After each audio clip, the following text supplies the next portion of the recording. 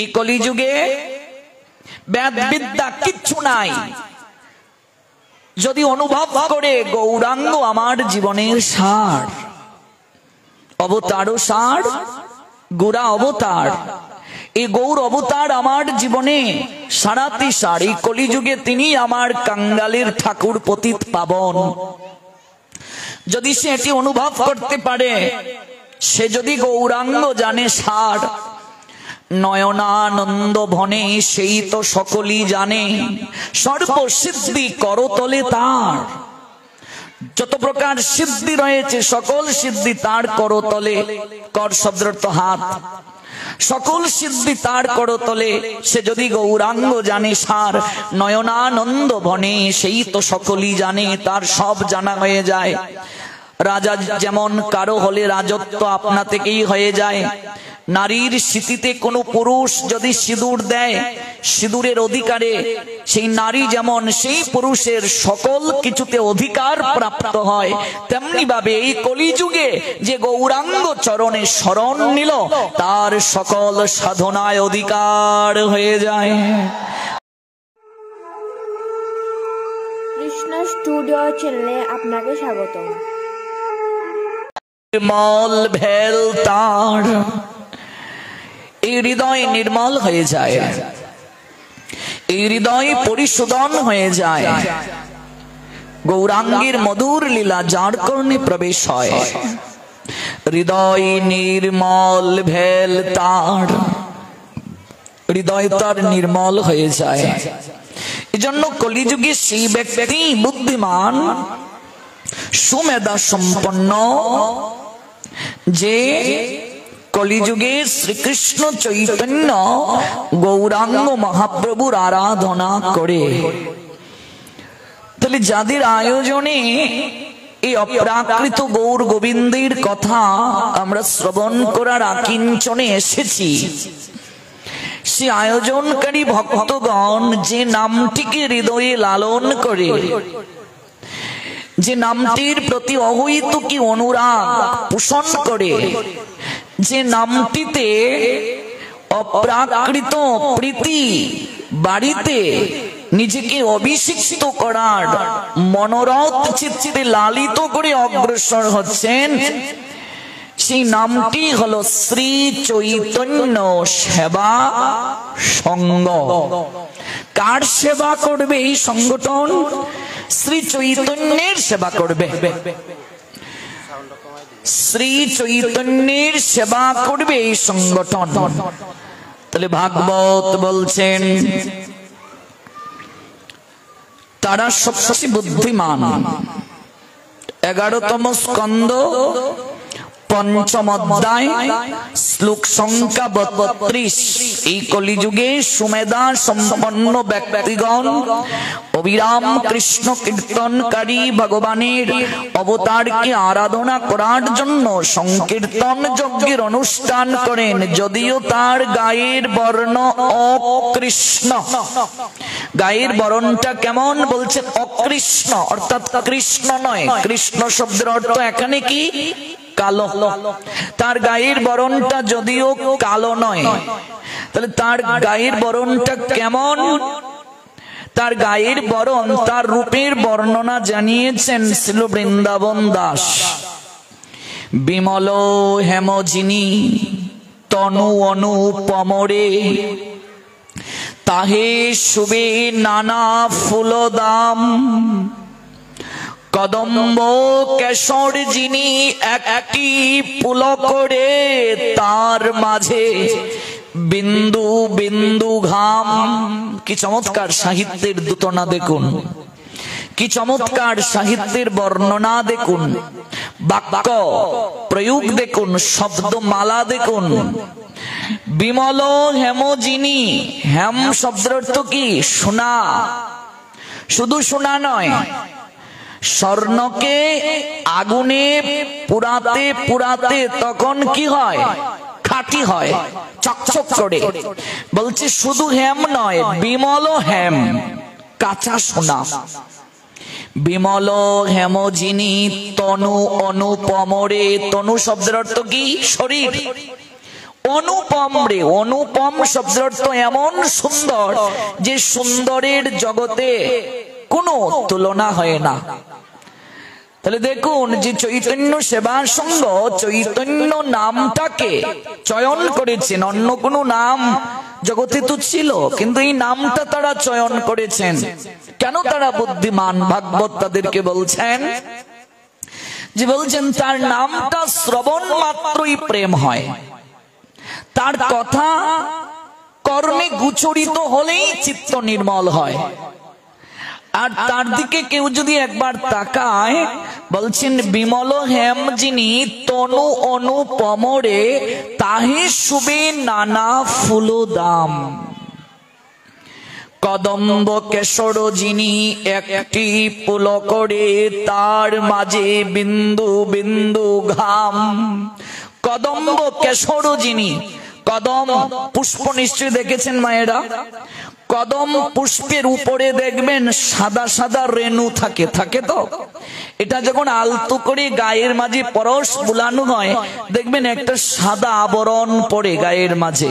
বলছেন কদম্ব কেশর যিনি, কদম্ব পুষ্পের উপরে যে কেশর থাকে, বলছেন কেশর যিনি একটি পুলকরে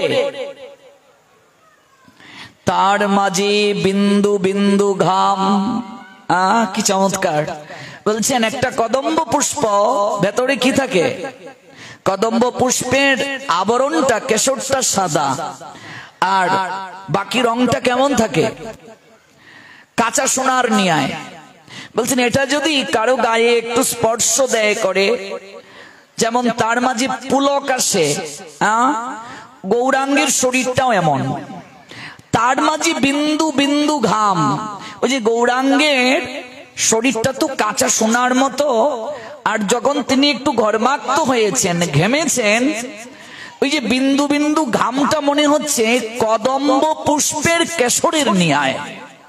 মহাপ্রভুর শরীরের ঘামটা কেমন? কদম্ব পুষ্পের কেশরের ন্যায়। বলছেন কদম্ব কেশর যিনি একটি পুলকরে তার মাঝে বিন্দু বিন্দু ঘাম। কি বিশেষণ! যিনি মদ মত হাতি গমন মন্তর অতি। হাতি যদি মাতুয়ারা হয়ে যায়, উন্মত্ত হয়ে যায়, হাতি যদি পাগল হয়ে যায়, কেমন আচরণ করে গো? বলছেন যিনি মদ মত হাতি গমন মন্থরতি। আজ স্বয়ং ভগবান চৈতন্য তিনি রাধা ভাবে বিভোর হয়ে তিনি এমন ভাবে চলছেন, যিনি মদ মত হাতি গমন মন্থর অতি। যেমন এমন ভাবে যাচ্ছেন তিনি, যেন হাতি যেমন মাতুয়ারা হয়ে যায়, হাতি যেমন মদ মত্ত হয়, পাগল যেমন হয় হাতি। হাতি মানে কি? হাতির তো অনেক নাম, হাতি, হস্তি, ইরম্বদ, করি, করেনু, কুঞ্জর, ক্ষুদ্রাক্ষ, গজ, দন্তি, দীপ, দিরত, দ্রুমারি, নগ, নাগ, নাগেন্দ্র, পিল, পুষ্করী, বারণ, মাতঙ্গ, রদনী, সিন্দুর, স্তম্ভরেম, এই সবগুলো হাতির নাম। হাতি শব্দের এতগুলো নাম।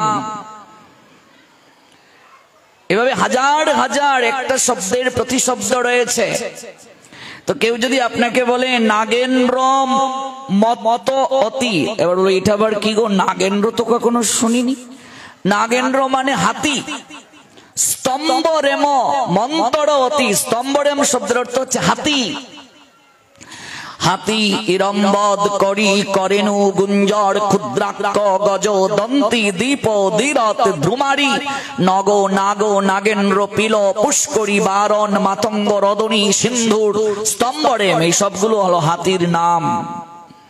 বৃন্দাবন দাস এই জায়গায় যে শব্দটা চয়ন করেছেন, যিনি মদ মত হাতি, মত মানে মাতুয়ারা, পাগল, গমন মন্তর অতি, গমন মানে চলাচল, মন্তর, মন্তর মানে একেবারে হালকা, ধীরে ধীরে মন্তর অতি ভাবাবেশে ঢুলি ঢুলি যায়, ভাবে বিভোর হয়ে ঢুলে ঢুলে যাচ্ছেন। দেখুন, বাংলা এমন একটা ভাষা, যদি চৈতন্য মহাপ্রভুকে কেউ জানতে চায়, বাংলা যদি সম্পূর্ণভাবে না জানে চৈতন্যকে জানা যাবে না, সম্ভব নয়। আজকে পাশ্চাত্যবাসী চৈতন্য মহাপ্রভুকে জানার জন্য ওরা বাংলা শেখার চেষ্টা করছে। পৃথিবীতে চৈতন্য মহাপ্রভুর আদর্শ আজ ছড়িয়ে যাচ্ছে। চৈতন্য মহাপ্রভুকে পুঙ্খানুপুঙ্খ ভাবে যদি কেউ জানতে চায়, উপলব্ধি করতে চায়, বাংলা না জানলে সে পুঙ্খানুপুঙ্খ উপলব্ধি করতে পারবে না। এই যে বলছেন ভাবাবেশে ঢুলি ঢুলি যায়, এই যে ঢুলি ঢুলি, এটার কোনো ইংরেজি শব্দ হয় না। ঢুলি ঢুলি এটার কোনো ইংরেজি শব্দ হয় না। আপনি অক্সফোর্ড ডিকশনারি দেখুন, ঢুলি ঢুলি এটার কোনো ইংরেজি শব্দ নাই। এবার যারা অন্য ভাষাভাষী ওরা ঢুলি ঢুলি কি বুঝবে? এটা আমরা বাঙালিরা বুঝি। কেমন? এই নিয়ে একটা ভজনও আছে, ঢুলে ঢুলে গুড়া চাঁদ হরি গুণ গায়। এটার কোনো ইংরেজি শব্দ হবে না। পৃথিবীতে যারা বাংলা জানে না, আজকে তারা মহাপ্রভুকে জানার জন্য বাংলা শেখার চেষ্টা করছে। প্রেমার ভক্তির বন্ধনে তারা মহাপ্রভুকে আজ বাঁধতে সচেষ্ট হয়েছে, যে বাঙালির হিয়াকে আন্দোলিত করে চৈতন্য মহাপ্রভু জগতে এলেন। কোন কালে কোন যুগে ভগবান কখনো বাঙালি ঘরে আসেন নাই, বাংলায় কথা বলেন নাই। ভগবান তো অন্তর্যামী, ভগবান তো সর্বশক্তিমান, তিনি তো সব ভাষা জানেন, তিনি তো সব ভাষাই বুঝেন। যে ভাষাতেই তাকে ডাকা হোক না কেন, তিনি জানেন, তিনি বুঝেন, তিনি উপলব্ধি করেন। তাহলে আমি বাংলা ভাষাটাকে প্রাধান্য কেন দিচ্ছি? কারণ সনাতন যত শাস্ত্র রয়েছে, সকল শাস্ত্র যে ভাষায় লেখা সেটি হচ্ছে সংস্কৃত। এই সংস্কৃত ভাষা হলো দেব ভাষা। একমাত্র চৈতন্য মহাপ্রভুর অহৈতুকী আদর্শ, অহৈতুকী লীলা যে ভাষায় লেখা, সেই ভাষাটি হলো বাংলা। বাংলাতে চৈতন্য মঙ্গল লুচন দাস ঠাকুর লিখলেন, নরহরি ঠাকুরের শিষ্য লুচন দাস ঠাকুর। সৌভাগ্য হয়েছিল লুচন দাস ঠাকুর যে বৃক্ষের নিচে বসে এই চৈতন্য মঙ্গল রচনা করেছেন, সেই বৃক্ষের নিচে বসে কিছুটা সময় ভজন করার এই জীবাদমের সৌভাগ্য হয়েছিল। এই লুচন দাস ঠাকুর চৈতন্য মঙ্গল গ্রন্থ রচনা করলেন সর্বপ্রথম। তারপর ছিল বৃন্দাবন দাস ঠাকুর চৈতন্য ভাগবত লিখলেন, যে বৃন্দাবন দাসের ভাষায় আমরা গৌরাঙ্গের রূপের কথা শ্রবণ করছি। কলিযুগে এই গ্রন্থগুলো যারা পড়বে না, তারা গৌরকে কিছু জানতে পারবে না, বুঝতে পারবে না, উপলব্ধি করতে পারবে না। ছিল বৃন্দাবন দাস ঠাকুর লিখলেন চৈতন্য ভাগবত। অতঃপর চৈতন্য চরিতামৃত লিখলেন শ্রীল কৃষ্ণদাস কবিরাজ গোস্বামী পাদ। শ্রীমান মহাপ্রভুর অভিন্ন শরীর বলা হয় চৈতন্য চরিতামৃতকে। সচিতনয় গৌরাঙ্গ হরি আর চৈতন্য চরিতামৃত অভেদ, আলাদা নয়। এই চৈতন্য চরিতামৃত গ্রন্থ লিখতে গিয়ে শ্রীল কৃষ্ণদাস কবিরাজ গোস্বামী পাদ তিনি নিজে বলেছেন, আমি বৃদ্ধ জরাতুর, আমি একেবারে জরাগ্রস্ত, আমি বৃদ্ধ, আমার আঙ্গুল চলে না, আমি ভালো করে চোখে দেখতে পাই না, কানেও শুনতে পাই না, আমার হাত কাঁপে, আমি লিখতে পারি না। না দেখি নয়নে, আমি নয়নে দেখি না, কর্ণে শ্রবণ ভালো করে করি না, তবু লিখি, এ বড় বিস্ময়। এরপর লিখছি, কি করে লিখছি আমি জানি না, অতঃপর তিনি বললেন, এই গ্রন্থ লেখায় মোরে মদন মোহন। আমি লিখছি না গো, এই গ্রন্থ আমায় দিয়ে মদন মোহন রচনা করছেন। আমার লিখন যেন সুখেরই পঠন, কবিরাজ গোস্বামী পাদের ভাষায়। আমি লিখছি না, মদন মোহন আমায় দিয়ে লেখাচ্ছেন। সুখের পাঠ যেমন, আমার লেখাটাও তেমন। সুখের পাঠ কি? যেমন এই ব্যাস আসনে যিনি বসবেন তিনি তার কথা তো বলবেন না, তিনি ব্যাসদেব যে কথাগুলো বলে গিয়েছেন সেটাই কেবল পুনরাবৃত্তি করবেন। সুখদেব গোস্বামী পাদ তিনি নিজের কথা বলেননি। নিজের কথা বলতে আমি বুঝাতে চাচ্ছি, শাস্ত্র গ্রন্থে যা আছে, ব্যাসদেব যা বলে গিয়েছেন জগতের তরে, তার বাহিরে কোনো কথাই নিজের কথা। তিনি নিজের কোনো কথা বলেননি। ব্যাসদেব যে কথাগুলো বলেছেন সেই কথাগুলোই তিনি লিপিবদ্ধ করেছেন। এই জন্য এই আসনে যিনি বসবেন তিনি সুখদেব গোস্বামী পাদের প্রতিনিধি, অর্থাৎ ব্যাস প্রতিনিধি। এই জন্য বলছেন আমার যে লেখাটা এটা সুখের পাঠ। সুখদেব যেমন পাঠ করে গেছেন, নিজের কথা নয়। ব্যাসদেব যে কথাগুলো বলেছেন সেই কথাগুলোই তিনি পাঠ করে গেছেন। আমি যে লিখছি, আমি লিখছি না গো, আমার হাত ধরে মদন মোহন লিখাচ্ছেন। আমার লিখন যেন সুখেরই পঠন। এই জন্য চৈতন্য চরিতামৃত সচিত নয় গৌরাঙ্গের অভিন্ন দেহ।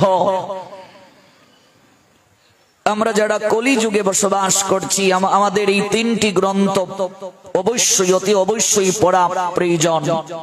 গৌরকে না জানলে কিচ্ছু জানা হলো না। গৌরকে যে বুঝলো না তার কিচ্ছু জগতে লাভ হলো না।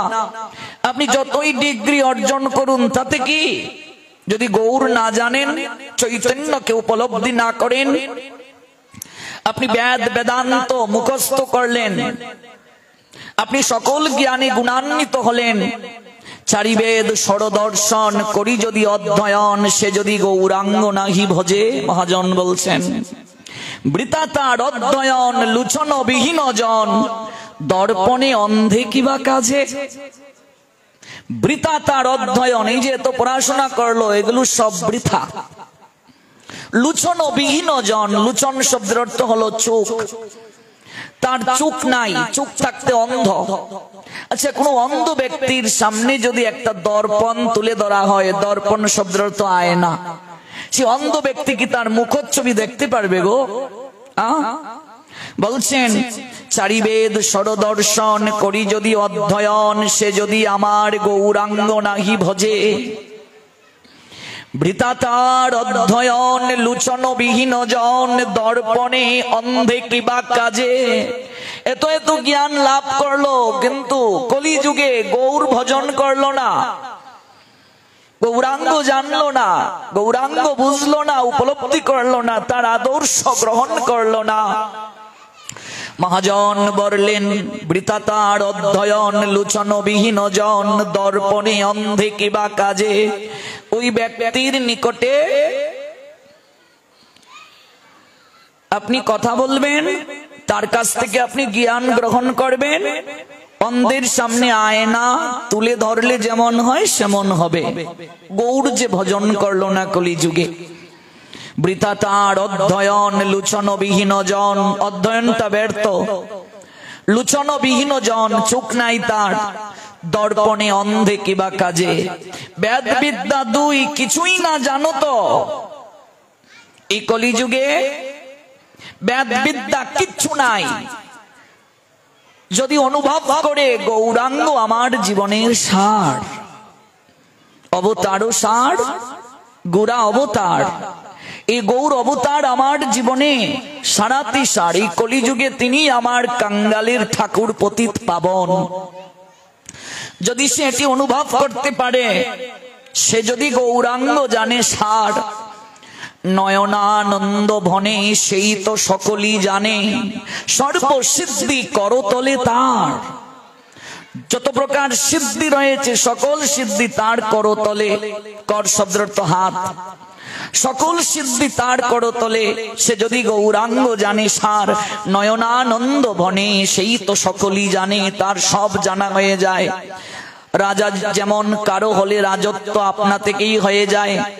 নারীর স্মৃতিতে কোনো পুরুষ যদি সিঁদুর দেয়, সিঁদুরের অধিকারে সেই নারী যেমন সেই পুরুষের সকল কিছুতে অধিকার প্রাপ্ত হয়, তেমনি ভাবে এই কলিযুগে যে গৌরাঙ্গ চরণে শরণ নিল তার সকল সাধনায় অধিকার হয়ে যায়, তার সকল কৃপা প্রাপ্তি হয়ে যায়। বেদ বিদ্যা দুই কিছুই না জানো তো সে যদি গৌরাঙ্গ জানে সার, নয়নানন্দ ভনে সেই তো সকলেই জানে, সর্বসিদ্ধি করতলে তার। কেন এত মহিমা তার? কারণ কলিঘুর তিমিরে গরাসল জগজন, ধর্ম করম রহুদূর অসাধনে চিন্তামণি, বিধি মিলাইল আনি আমার গুরাবর দয়ারো ঠাকুর।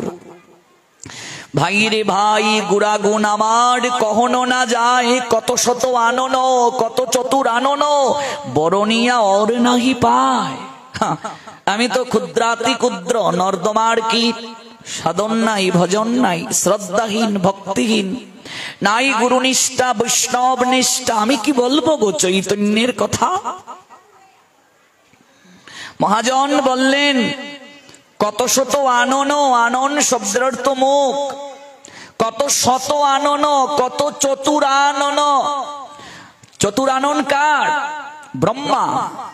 ব্রহ্মা পর্যন্ত চার মুখে বলে ক্লান্ত হয়ে যান, কিচ্ছু বলতে পারেন না, কিচ্ছু তার বলা হয় না। কত শত আনন কত চতুরানন, শতমুখ যার চতুর্মুখ যার, তারাও গৌরাঙ্গের কথা বলে শেষ করতে পারে না। বরণিয়া ওর নাহি পায়, বর্ণনা, বরণিয়া মানে বর্ণনা করে, বরণিয়া ওর নাহি পায়, কিচ্ছু পায় না, কিচ্ছু জানে না, কিচ্ছু বলতে পারে না। আর আমি কি বলবো গো? কত শত আনন কত চতুর আনন বরণিয়া ওর নাহি পায়, কিচ্ছু পায় না।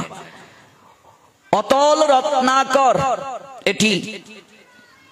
এটার কুল কিনারা কি করে পাবে? রত্নাকর মানে সমুদ্র, এটা অথই রত্নাকর, এটার কুল নাই কিনারা নাই। কেবল শ্রদ্ধা চিত্তে যে ভজে, কেবল অবৈত কি প্রেম ভক্তি বড়ে তাকে যে ডাকে তার সব হয়, সেই তো বুদ্ধিমান। এজন্য যে ব্যানারে অনুষ্ঠান চলছে, আয়োজনকারী যারা, যে প্রসঙ্গ যে ভাগবতের শ্লোক দিয়ে শুরু করলাম, তারা বুদ্ধিমান, কারণ তারা ওই নামটিকে চয়ন করেছে, শ্রী চৈতন্য। তারপর সেবা সঙ্গ, কার সেবা? চৈতন্যের সেবা। কলিযুগে শ্রেষ্ঠ শ্রী চৈতন্য মহাপ্রভুরই সেবা করা শ্রেষ্ঠ। তারপর সঙ্গ, সঙ্গ শব্দের অর্থ কি? আমরা কোথায় আছি, কোথায় যেতে চাই, এই দুটো শব্দের মাঝে যে মিল বন্ধন সৃষ্টি করে তাকে বলে সঙ্গ।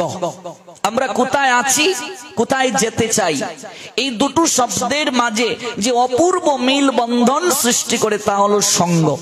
সেবা কাকে বলে? সেবা দুই প্রকার। সেবা শব্দের অর্থ এক কথায় সন্তুষ্টি বিধান। সেবা দুই প্রকার, এক সেবা হলো কায়িক সেবা, আরেক সেবা হলো বাণী সেবা। কায়িক সেবা কি? কায়িক সেবা হলো বিগ্রহ যেখানে স্থাপন করা হয়েছে, শৃঙ্গার আদি করা, ভোগ নিবেদন করা, আরতি আদি করা, ইত্যাদি ইত্যাদি। বাণী সেবা কি? তার আদর্শ জগতের বুকে প্রচার, এটা হলো বাণী সেবা। তো এই সংগঠন কায়িক সেবা করতে না পারলেও সেবার মাঝে শ্রেষ্ঠ সেবা হলো বাণী সেবা, মানে চৈতন্যের আদর্শ যারা জগতে প্রচার করে তারাই হলো বাণী সেবা করে, অর্থাৎ তারাই জগতে শ্রেষ্ঠ সেবার অধিকারী। কায়িক সেবা, বাণী সেবা অর্থাৎ বাচিক সেবা, কায়িক সেবা আমরা জানলাম, বাণী সেবা হলো তার আদর্শ জগতে প্রচার করা। শ্রী চৈতন্য সেবা সংঘ বাণী সেবা করছে। এই 3 দিন ব্যাপী বাণী সেবার আয়োজন করা হলো, গৌরাঙ্গের গুণ মহিমা জগতে প্রচার করা হলো। এই জন্য এই আয়োজন হোক, সেটি অল্প সময়ের জন্য, তাতে ক্ষতি কি? নইহ বিক্রম নাশস্তি প্রত্যবায়ন বিদ্যতে স্বল্পমপি অশ্ব ধর্মস্য ত্রায়তে মহত ভয়াৎ। শ্রীমদ্ ভগবদ গীতা 2য় অধ্যায় সাংখ্যযোগ শ্লোক সংখ্যা 40। হোক সেটি স্বল্প সময়ের জন্য, 3 দিন ব্যাপী স্বল্প সময়, হোক সেটি স্বল্প সময়। 3 দিন কেন? চৈতন্য চরিতামৃত বললেন, লব সময়ও যদি কেউ করে, লব মাত্র সাধু সঙ্গে সর্বসিদ্ধি হয়। 3 দিন তো অনেক দিন। লব সময়ও যদি কেউ করে, তাতেও সর্বসিদ্ধি হয়। কারণ জগতে ভক্তির বিনাশ নাই। নইহ অবিক্রম নাশস্তি প্রত্যবায় নবিদ্যতে। হে অর্জুন, এই জগৎ সংসারী ভক্তি যুগের অনুশীলন কখনো ব্যর্থ হয় না। নাশ অস্তি প্রত্যবায় নবিদ্যতে, কখনো বিনাশ নাই। স্বল্পমপি অশ্ব, অশ্ব সংস্কৃত শব্দ যার অর্থ হচ্ছে এই স্বল্পম অপি অশ্ব। এই অনুশীলন যদি স্বল্প সময়ের জন্য হয়, ধর্মস্য ত্রায়তে মহত ভয়াৎ, সেই ব্যক্তিও সংসার নামক মহাভয় থেকে পরিত্রাণ প্রাপ্ত হয়। ভক্তি যুগের অনুশীলন কখনো বিনাশ হয় না। এর স্বল্প অনুষ্ঠানও অনুষ্ঠাতাকে সংসার রূপ মহাভয় থেকে পরিত্রাণ করে দেয়। In this endeavour there is no loss or diminution, and a little advancement on this path can protect one from the most dangerous type of fear, said Almighty Creator Krishna. Srimad Bhagavad Gita 2 chapter Shankha Yoga verse 40. Oh my dear Arjun, please listen attentive what I say. In this endeavor there is no loss or diminution, and a little advancement on this path can protect one from the most of dangerous type of fear. এটার কখনো বিনাশ নাই। স্বল্প সময়ের জন্যও যদি হয়, তাহলে ও সংসার রূপ মহাভয় থেকে পরিত্রাণ করে। তাহলে আমরা আজ যারা এই 3 দিন ব্যাপী সংকল্পস্থিত যজ্ঞ অনুষ্ঠানে চৈতন্য চরণে চৈতন্য মহাপ্রভুর অহৈতুকী কথা পুষ্প দ্বারা অনুরাগের সুতুতে মালা গেতে তার গলায় পরিয়ে দেওয়ার নিমিত্তে তার চরণে ভক্তি অঞ্জলি প্রেম অঞ্জলি নিবেদন করার আকুলতায় প্রথম রজনীতে যারা আমরা এসেছি, সে চৈতন্য সেবা সঙ্গের আয়োজনে আমরা যেটুকু সময় ভগবানের কথা শ্রবণ করব, এই শ্রবণ যেন কায় মনোবাক্যে হয়, এই শ্রবণ যেন শ্রদ্ধার সঙ্গে হয়। শ্রী চৈতন্য সেবা সঙ্গের আয়োজনে দ্বিতীয়বারের নিয়ায় এই কেন্দ্রীয় হরিসভা মন্দির প্রাঙ্গণে আমার আশা। এজন্য আমি আয়োজনকারী ভক্তবৃন্দের প্রতি, বিশেষ করে শ্রীযুক্ত পঞ্চমণ্ডল মহোদয় এবং ওনার সতীর্থ চৈতন্য অনুরাগী এই সঙ্গের সকল সদস্যবৃন্দের প্রতি কৃতজ্ঞতা নিবেদন করছি। নিতাই গো সীতানাথে প্রেমানন্দে হরি বল, জয় জয় শ্রী রাধে। বলছিলাম, কোন যুগে কোন কালে ভগবান বাঙালি ঘরে আসেন নাই। একমাত্র এই কলি যুগে শ্রী চৈতন্য মহাপ্রভু বাঙালি ঘরে এলেন। কবি সত্যেন্দ্রনাথ দত্ত তারই আগমনকে কেন্দ্র করে একটা চমৎকার কবিতা লিখেছেন। যেহেতু আমি সাহিত্যের ছাত্র, মন্বন্তরে মরিনি আমরা, মারিনি এ ঘর করি, বাঁচিয়া গিয়েছি বিধির আশিসে, অমৃতের টিকা পড়ি, দেবতারে মোরা আত্মীয় জানি, আকাশের প্রদীপ জালি, আমাদেরই এই কুটিরে দেখেছি মানুষের ঠাকুরালি। কি চমৎকার কথা ভাবা যায়। ঘরের ছেলের চক্কে দেখেছি বিশ্বরূপের ছায়া, বাঙালির হিয়া অমি অমথিয়া নিমাই ধরেছে কায়া। কবি সত্যেন্দ্রনাথ দত্ত। কে সেই সত্যেন্দ্রনাথ দত্ত?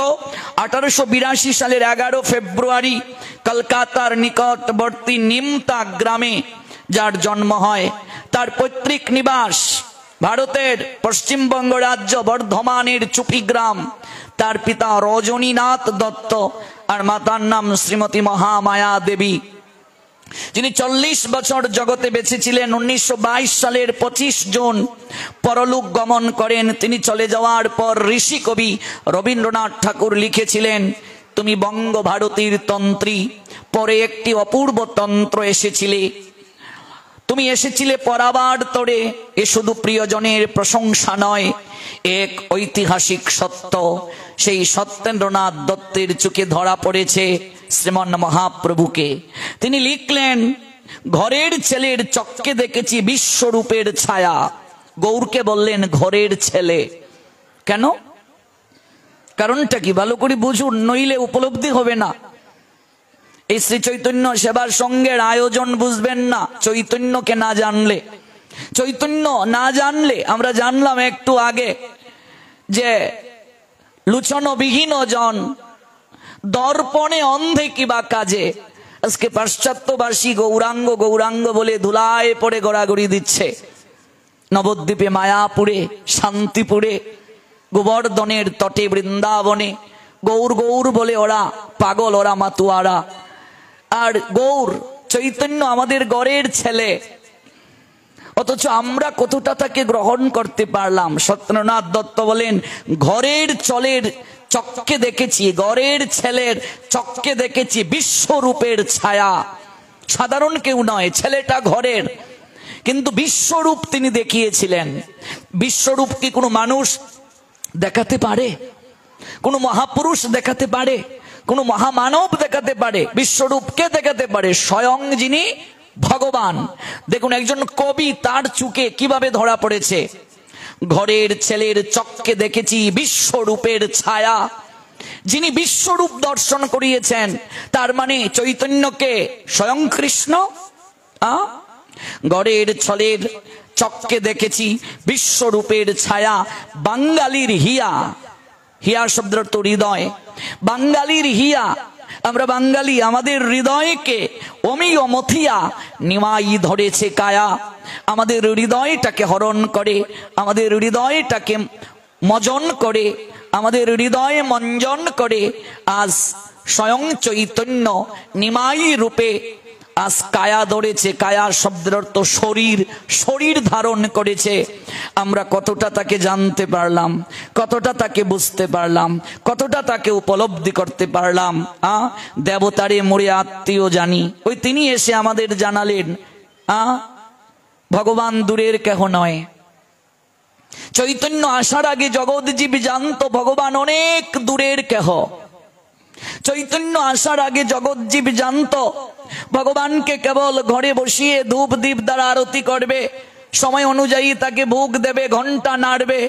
কিন্তু চৈতন্য মহাপ্রভু এসে জানালেন না, এর মাঝেই তিনি সন্তুষ্ট নন, এর মাঝেই তিনি আনন্দ পান না।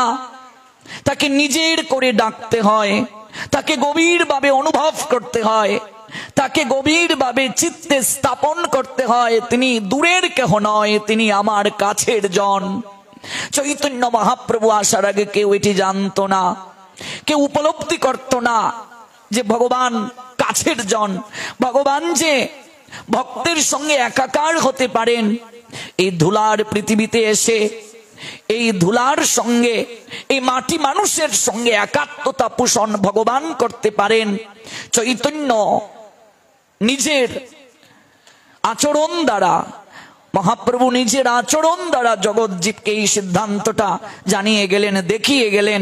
আপনি আচরে প্রভু জীবেরে শেখায়, আপনি না আচরিলে জীবকে শেখানো না যায়। গীতার ভাষায় ইয়াত ইয়াত আচরতি শ্রেষ্ঠ তত্ত্বতেব ইতর জনঃ সোয়াত প্রমাণম কুরুতে লুক্তত অনুবর্ততে whatever action a great man performs common man follow and whatever standards by exemplary acts all the world pursue said almighty creator Krishna Shrimad Bhagavad Gita 3 chapter Karmayoga 21 verse. এটি কেউ জানতো না, একমাত্র মহাপ্রভু এসে জগৎ জীবকে জানালেন, মহাপ্রভু এসে জগৎ জীবকে বুঝালেন। আচণ্ডালে ধরি দেই কুল, আচণ্ডালে কুলাকুলি করতে এর আগে কেউ দেখে নাই। জগৎ জীব কখনো এমন করে একাকার হয় নাই, একীভূত হয়ে কোথাও বসে নাই। এজন্য তিনি শ্রেষ্ঠ। তিনি শুধু শ্রেষ্ঠ নয়, তিনি সর্বশ্রেষ্ঠ। তিনি স্বয়ং কৃষ্ণ, কিন্তু কৃষ্ণ থেকেও তিনি সর্বশ্রেষ্ঠ। স্বয়ং কৃষ্ণই চৈতন্য, কিন্তু কৃষ্ণ থেকেও শ্রেষ্ঠ। এটা আবার কেমন কথা? দুধকে যদি পাত্রে নিয়ে কেউ অগ্নির দ্বারা ফুটাতে শুরু করে, উত্তপ্ত করতে শুরু করে, দুগ্ধ এক সময় ঘন হয়ে যায় কি না মা? দুগ্ধ যদি ঘন হয় তাকে কি বলা হয়? ক্ষীর। তো দুধের থেকে ক্ষীরটা স্বাদ কম না বেশি? কম না বেশি? বেশি। কৃষ্ণ প্রেমের ঘনীভূত রূপ হলো চৈতন্য। কৃষ্ণ প্রেমের ঘনীভূত রূপ, কৃষ্ণ প্রেমের ঘনীভূত রূপ হলো চৈতন্য। ভালো করে বুঝুন, ভগবান কৃষ্ণকে বলে লীলা পুরুষোত্তম, রঘুপতি রামচন্দ্রকে বলে মর্যাদা পুরুষোত্তম, আর চৈতন্য মহাপ্রভুকে বলে প্রেম পুরুষোত্তম। 84 ক্রুশ বৃন্দাবনের ভেতরে চৈতন্য মহাপ্রভু যেভাবে প্রেমটা, চৈতন্য মহাপ্রভুর পূর্বের রূপ কৃষ্ণচন্দ্র যেভাবে প্রেমটা তিনি বিতরণ করেছেন, 84 ক্রুশ বৃন্দাবনের বাহিরে কিন্তু সেই প্রেমটা তিনি তেমন ভাবে দিতে পারেন নাই। কারণ মথুরায়, দ্বারকায় তার ঐশ্বর্য লীলা ছিল, ঐশ্বর্য ভাবে বিভোর হয়ে তিনি লীলা বিলাস করেছেন।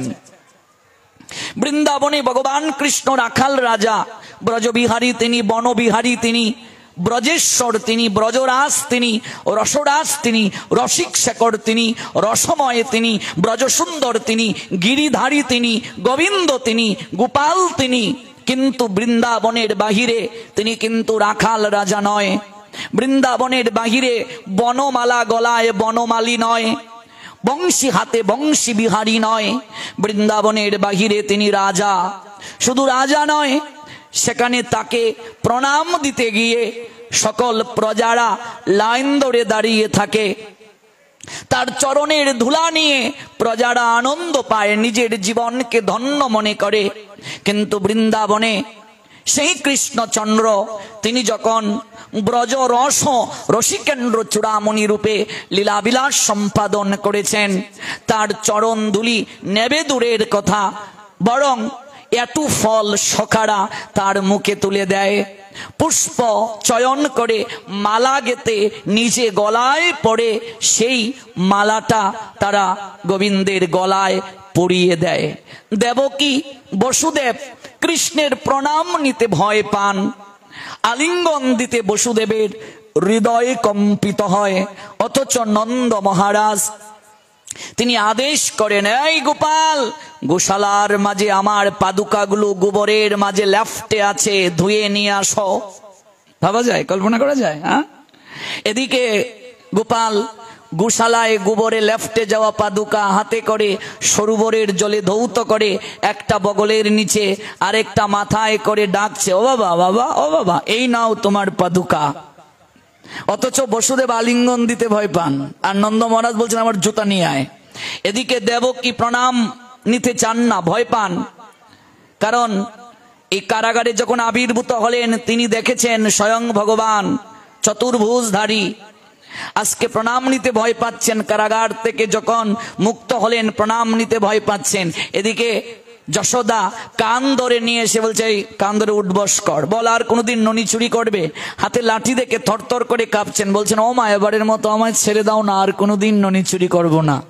তাহলে এখানে ভাবের পার্থক্য আছে কি নেই? শুধু পার্থক্য নয়, বিশাল পার্থক্য। 100 বছর ব্রজবাসীগণ কখনো গোবিন্দকে পায় নাই। দেখুন, এই তত্ত্বটা না জানলে আপনি চৈতন্য মহাপ্রভু বুঝবেন না। চৈতন্য মহাপ্রভু না জানলে কলিযুগে আপনার জানা হলো না, আপনার জীবন ব্যর্থ, জীবন বিফলতার। চৈতন্য যে না জানে তার আসা যাওয়া সার হলো না। লুচন বলছেন, গৌরকে যে জানলো না, গৌরকে যে বুঝলো না, লুচন বলে সেই পাপী আইলো আর গেল, আসবে আর যাবে, পুনরপি জন্ম নেবে, পুনরপি মরবে, আসবে আর যাবে। কারণ ব্রিটিশ আমলের কোনো একটা স্বর্ণ মুদ্রা কিংবা রাজকীয় সময়ের রাজা বাদশাদের আমলে কোনো একটা স্বর্ণ মুদ্রা আপনি যদি এখন ব্যাংকে নিয়ে যান যে আমি এটা রাখবো, ব্যাংক রাখবে? ব্যাংক বলবে আপনি টাকা নিয়ে আসুন। কেন? টাকাটা আমি রাখবো, এই বাদশা আমলের এই সোনার কয়েনটা আমি রাখবো না, কারণ এটা অনুমোদনকৃত নয়। টাকাটার মাঝে সরকারের অনুমোদন আছে। তেমনি ভাবে কলি যুগের যিনি যুগস্রষ্টা, যুগনায়ক, তিনি হলেন চৈতন্য মহাপ্রভু।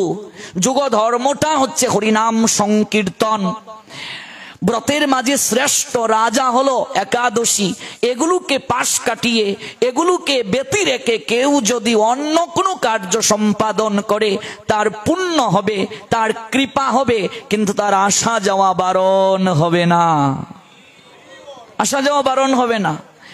ব্রহ্ম ভুবনাৎ লুকা, যাও ব্রহ্মলোক পর্যন্ত, কিছু লাভ হবে না, আসতে হবে, যেতে হবে। এই যে পুজো পার্বণ যাই আমরা করছি তা থেকে পুণ্য হচ্ছে, কিন্তু এগুলোর দ্বারা কখনো আমরা প্রেম লাভ করতে পারবো না, ভক্তি লাভ করতে পারবো না। তাই বলে পূজা পার্বণের কি প্রয়োজন নেই? হ্যাঁ, নিশ্চয়ই আছে, কিন্তু এগুলোর দ্বারা আপনার মুক্তি সম্ভব নয়, এগুলোর দ্বারা কৃষ্ণ প্রেম ভক্তি লাভ সম্ভব নয়। কারণ যুগ ধর্মটা নাম, যেটি চৈতন্য মহাপ্রভু জগৎকে জানালেন। তাহলে ভাবুন, অনুভব করুন, 100 বছর স্বয়ং ভগবান তিনি বৃন্দাবনে গেলেন না। কেন গেলেন না? অনেক কারণ আছে। শ্রীরামের একটা অভিসম্পাত ছিল, এটা একটা কারণ। এই জন্য 100 বছর ব্রজবাসী কৃষ্ণ বিরহে থাকবে, কর্তব্য সম্পাদনের নিমিত্তে তিনি গেলেন। বৃন্দাবনের ভক্তরা যদিও সর্বশ্রেষ্ঠ, কিন্তু মথুরার ভক্তদেরকেও গোবিন্দ গৌণ করে দেখেন নাই। মানুষ সর্বদা বেশি ভালোবাসা যেখানে পায় সেখানে চলে যায়, কম ভালোবাসার স্থানে থাকতে চায় না, এটা মানবের ধর্ম। কিন্তু আমার গোবিন্দ তেমন নয়, যে তার সঙ্গে যতটুকু প্রেম বিনিময় করে, যতটুকু ভক্তি বিনিময় করে, ভগবান তাকে তদ্রূপ প্রতিদান প্রদান করেন। কৃষ্ণের প্রতিজ্ঞা এক আছে পূর্ব হইতে, যে জয়ীছে কৃষ্ণ তারে ভজে তৈছে, এটা তার স্বভাব।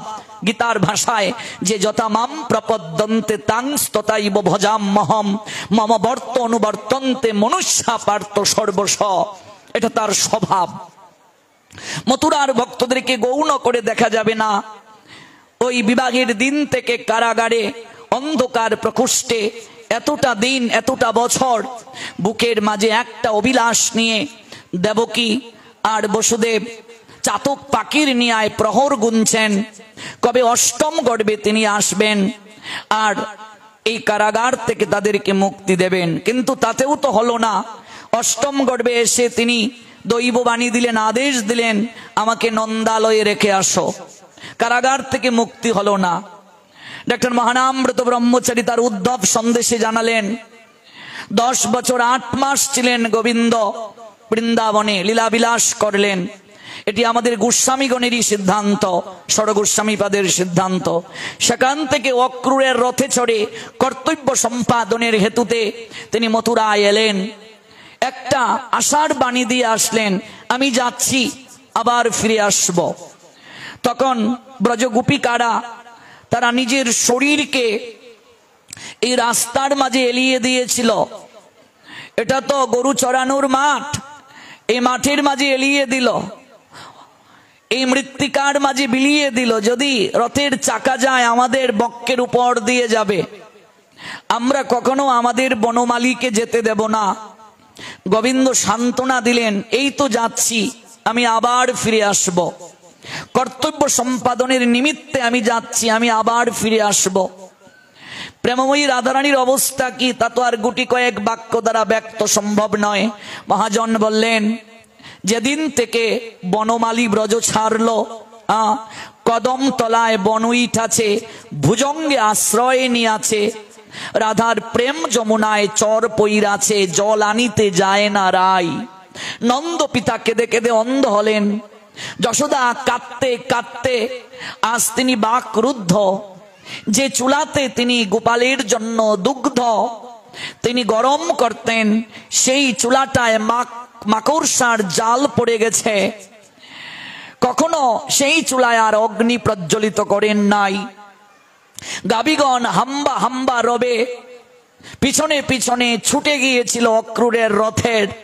কোন মায়ের কুল থেকে বাচ্চাকে যদি কেউ কেড়ে নেয়, কোন হরণকারী যদি বাচ্চাকে হরণ করে নিয়ে যায় মায়ের কুল থেকে, মা যেমন আলু তালু চুলে শরীরের বসন ঠিক আছে কিনা সেদিকে খেয়াল না করে পশ্চাতে পশ্চাতে দৌড়তে থাকেন, গাভীরাও তেমনি করে দৌড়তে শুরু করেছিল। হাম্বা হাম্বা রবে শ্যামলি কবলি ওরা ডাকছিল, ওদের চোখ বেয়ে ঝরঝর করে অশ্রু ঝরছিল। ওরা যেন বুঝাচ্ছে অক্রূরকে, অক্রূর গোপাল আমাদের স্তনদুগ্ধ পান করেছিল, আমাদের সন্তানের নিয়ায় আজকে মায়ের কুল থেকে সন্তান নিয়ে যাচ্ছ, আমরা কেমন করে থাকবো। সেদিন থেকে আর একদিনও গাভীগণ কখনো হাম্বা হাম্বা রবে ডাকে নাই। মথুরার পথের দিকে মস্তক তুলে সজল নেত্রে ওরা চুকের জল ফেলেছিল। মথুরার হাটে দধি মাখন ছানা সন্দেশ বিক্রি করে ব্রজবাসীরা যখন ফিরত, গাভীগণ ওই দিকে তাকিয়ে থাকতো, এই বুঝি আমাদের ব্রজের কানাই ব্রজে ফিরে আসলো, এই বুঝি আমাদের ব্রজগোপাল আসবে, আলতু করে পরশ বুলিয়ে দেবে গাত্রে, স্তনদুগ্ধ পান করবে। রাধারানীর সে কি অপেক্ষা, সে কি আর বলা যায়। এই জন্য উদ্ধবকে সন্দেশ দিয়ে যখন পাঠানো হলো, সন্দেশ মানে বার্তা, মহাজন বলেছিলেন, কি দেখিতে আইলা এ ব্রজে, কি যাইবাই দেখিয়া, গিয়া কইও বন্ধুর নিকট আমার যে অবস্থা। প্রেমময়ী বলছেন, আমার যে অবস্থা গিয়ে বলিও তার রাই গেছে মরিয়া, রাই আর নাই, অনিন্দময়তা নষ্ট হয়ে গেছে। রাধারানী কেবল বেঁচে আছেন জীবন্তে মরা হয়ে। সখীরা কেবল রাধারানীর মুখের দিকে তাকিয়ে প্রাণ বিসর্জন করছেন না। এই গেলাম ফিরে আসব, এই সান্ত্বনার বাণী 100 বছর হয়ে গেল, আর এলেন না গোবিন্দ ব্রজে। এই তত্ত্ব না জানলে চৈতন্য বুঝবেন না। কেন চৈতন্য এলেন, কেন আপনাদের সঙ্গের নাম চৈতন্য সেবা সঙ্গ, কেন চৈতন্য আরাধনা করব, কেন গৌরাঙ্গ জীবনে সার হবে, কেন মহাপ্রভু আমাদের প্রাণ সর্বস্ব, যার মনে লাগছে যারে তারে ভজুক তারা, আমার মনে লাগছে ভালো শচীর নন্দন গুড়া, কেন গৌরকে ভালোবাসবো, এই তত্ত্ব না জানলে অনুভব হবে না। 100 বছর ব্রজবাসী ব্রজজন বিরহে রইল, ব্রজবল্লভের বিরহে রইল, প্রাণ বল্লভকে না পেয়ে প্রাণ ছাড়তে চায়, প্রাণ ত্যাগ করতে চায়, আবার কেঁদে কেঁদে বলে, সখীরে আমি যদি মরে যাই, আমার প্রাণ বল্লভ যদি ব্রজে ফিরে আসে, তার সেবাটা কে করবে। কখনো কখনো বিলাপ করে বলেন, সখীরে আমি যদি মরে যাই, তোরা আমার এই দেহটা জলে ভাসিয়ে দিস না, নয়নের জলে আমার সর্বাঙ্গ যেভাবে ভেসেছে এই শরীর আর জলে ভাসবে কি করে, অগ্নিতে পুরাবে না, বিরহের অগ্নিতে আমার এই দেহ দগ্ধীভূত হয়ে গেছে, শীঘ্র করি আমার এই দেহটাকে যমুনা তটিনী খুলে খেলি কদম্বের মূলে, যে মূল থেকে আমার প্রাণনাথ ত্রিবঙ্গ ভঙ্গিম রূপে হাতে বাঁশি নিয়ে রাধে রাধে রাধে বলে আমায় ডেকেছিল, ওই কদম্বের মূলটায় আমাকে নিয়ে যাস, সেখানে নিয়ে গিয়ে যমুনার মৃত্তিকা সযতনে হাতে নিয়ে আমার সর্বাঙ্গে তোরা কৃষ্ণ নামের তিলক পরিয়ে দিস। সখীরে শ্যাম নাম তদুপরি লিখো সব সহচরী, তুলসী মঞ্জুরি দিও তাই আমারে বেষ্টন করি, সেদিন অন্তিম সময় মুখে তোমরা বলিও হরি হরি, যেদিন দেহ ছেড়ে আমার প্রাণ চলে যায়, সখীরে কৃষ্ণ নামের তিলক পরাইয়া দিও। মাঝে মাঝে বিলাপ করে গগনে উড়ে যাওয়া বায়সকে লক্ষ্য করে বলেন, ও বায়স যাচ্ছ কোথায়? মধুপুরীতে যাচ্ছ? বায়স শব্দের অর্থ কাক। একটা কাক উড়ে যাচ্ছে, প্রেমময়ী বিরহে ভাবাতুর কাকটাকে উদ্দেশ্য করে বলছেন, তুমি যাচ্ছ মধুপুরীতে, যাও। ওই মধুপুরীর যিনি রাজা বর্তমানে আছেন, ওই মথুরানাথকে গিয়ে একটা প্রশ্ন করিও আমার হয়ে। তাকে বলিও, কোনো গৃহকর্তার গোয়াল ঘরে যদি আগুন লেগে যায়, সেই গৃহকর্তার কর্তব্যটা কি? গোশালায় যদি আগুন লেগে যায়, গৃহকর্তার কর্তব্যটা কি? আবার প্রেমময়ী নিজেই বলছেন, যদি তিনি উত্তর দেন, গৃহকর্তার প্রথম দায়িত্ব হচ্ছে গরুর গলে যে দড়ির বাঁধন আছে, ওই বাঁধনটাকে খুলে দেয়া। এটাই যদি প্রথম কর্তব্য হয়, তাহলে তুমি তাকে আবার জিজ্ঞেস করিও, আমার এই হৃদয় গৃহে আগুন লেগে গেছে, প্রাণ পশুটা ছটপট করছে বের হওয়ার জন্য, কিন্তু বের হতে পারছে না। কেন জানো? কারণ একটা অর্গল দ্বারা আবদ্ধ করা আছে, একটা প্রতিশ্রুতির দড়ি দ্বারা আমার গলার মাঝে বাঁধা, বাহির থেকে দরজাটা আটকানো। গৃহকর্তার দায়িত্ব সর্বপ্রথমে গৃহের দরজাটাকে খুলে দিয়ে গরুর গলে যে বাঁধনটা আছে, বাঁধনটাকে খুলে দেওয়া। যদি গৃহে আগুন লেগে যায়, বিরহের আগুন জ্বলেছে আমার এই হৃদয়ে গৃহে, ওই আগুনটা মথুরার নাথ লাগিয়ে গেছে, আমি তো কবেই মরে যেতাম। যাওয়ার আগে বলে গিয়েছে, ওগো রাইধনী, আমি আজ যাচ্ছি, আমি কাল ফিরে আসবো, আমি আজ যাচ্ছি, কাল ফিরে আসবো। ওই কাল আর কোনোদিন হলো না। কতবার অপেক্ষা করি, ওই বুঝি এলো, আর এলো না। ওই যে আশার বাণী অর্গল, কাউকে প্রত্যাশা দেওয়ার পূর্বে, কাউকে আশা দেওয়ার পূর্বে ভাবতে হবে আমি তা রক্ষা করতে পারবো কিনা। ও আমাকে আশার উপর অর্গল দ্বারা দরজা লাগিয়ে গেছে, ও আমাকে আশার দড়ি গলায় পরিয়ে বন্ধন করে গিয়েছে। আমি মরতে গিয়েও মরতে পারি না। আমি যদি মরে যাই আর সে যদি একবার ব্রজে ফিরে আসে, আমার মতো সেবাটা তাকে কে করবে? আমার মতো ভালোবাসাটা তাকে কে দেবে? তাই মরতে গিয়েও মরতে পারি না। ওই মধুপুরীতে গিয়ে মথুরার নাথকে এই কথাটা বলিও, আমি তো কবেই মরতে চাই, কিন্তু ও কেন আমায় দরজা আটকে গেল আশারূপ অর্গল দ্বারা? ও কেন আশার দড়ি গলায় দিয়ে বন্ধন করে গেল? আমি মরতে গিয়ে মরতে পারি না। সখীরে, যদি আমি কোনোদিন মরেও যাই, এক কাজ করিস, পঞ্চভূত দ্বারা তো দেহটা তৈরি। আমি শুনেছি পূর্ণমাসী দেবীর নিকটে মৃত্যুকালে মানুষ যে চিন্তা নিয়ে দেহ রাখে, ওই চিন্তায় তার দেহটা পুনরায় একটা জায়গায় যায়। সখীরে, আমি এই চিন্তা নিয়ে দেহ রাখবো, আমি যদি মারা যাই, আমার দেহের মাঝে যে জলের অংশ আছে, ওই জলের অংশটা মথুরার যে সরোবর আছে, ওই সরোবরের জলের সঙ্গে তোরা মিশিয়ে দেবে। আমার প্রাণনাথ যখন সরোবরে স্নান করতে নামবে, আমার দেহের জলের অংশটা তার অঙ্গের পরশে ধন্য হয়ে যাবে।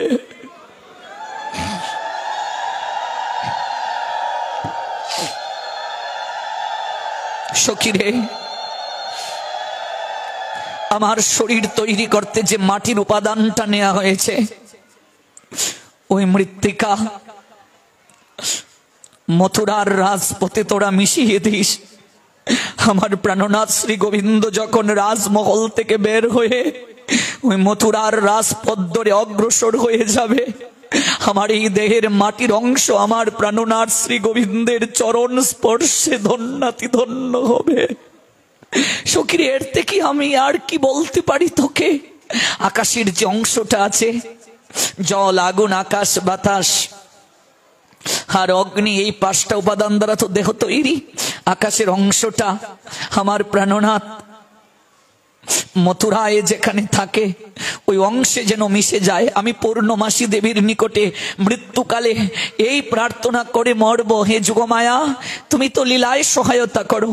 আমার শরীরের আকাশের অংশটা আমার প্রাণনাথ যে রাজমহলে বাস করে, তার উপরে আকাশের সঙ্গে তুমি মিশিয়ে দিও।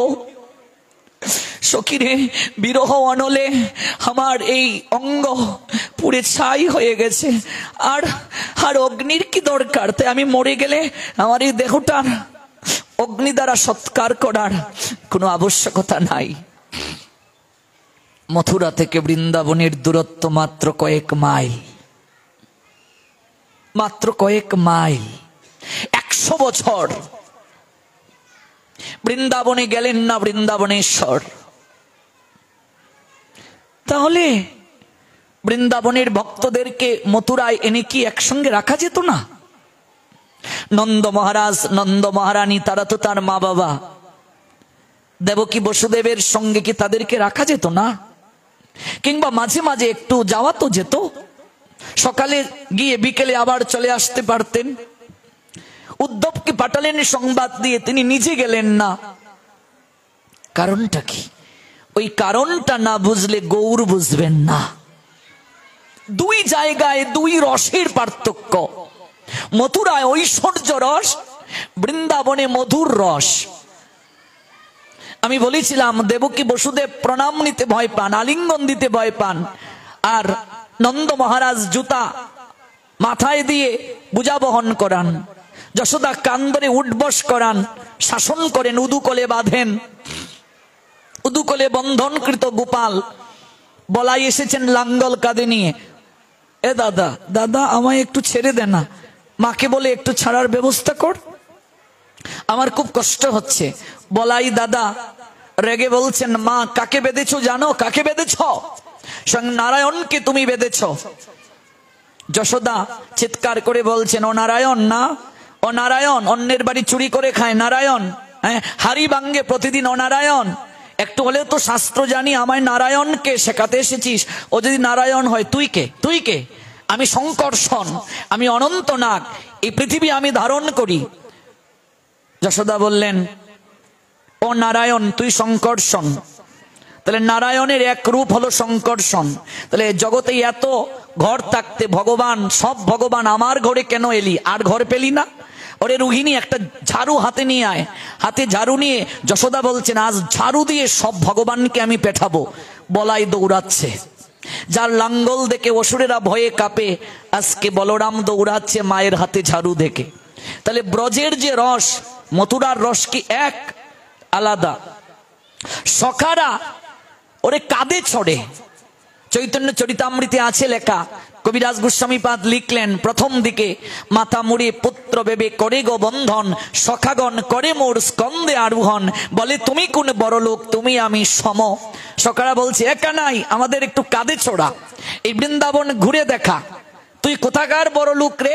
তুই যে আমিও তা। সখারা বলছে, ওই কাঁধে চড়ছে, নিজে ফল খেয়ে মুখে তুলে দিচ্ছে, একটু ফলটা, প্রসাদী মালাটা নিজে পরে গলায় পরিয়ে দিচ্ছে।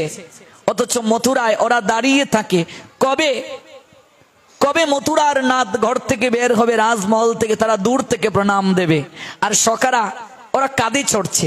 ওরা বলছে, আমরা পরখ করে দেখি কোন ফলটা মিষ্টি, কোন ফলটা টক, আমরা পরখ করে দেখি কোন ফলটায় বিষ আছে, কোন ফলটায় নেই।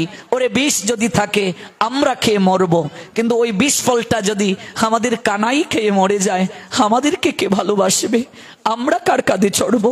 আমরা কাকে ভালোবেসে আপনার করে আলিঙ্গন করব? রসতত্ত্বে পার্থক্য আছে কি নেই?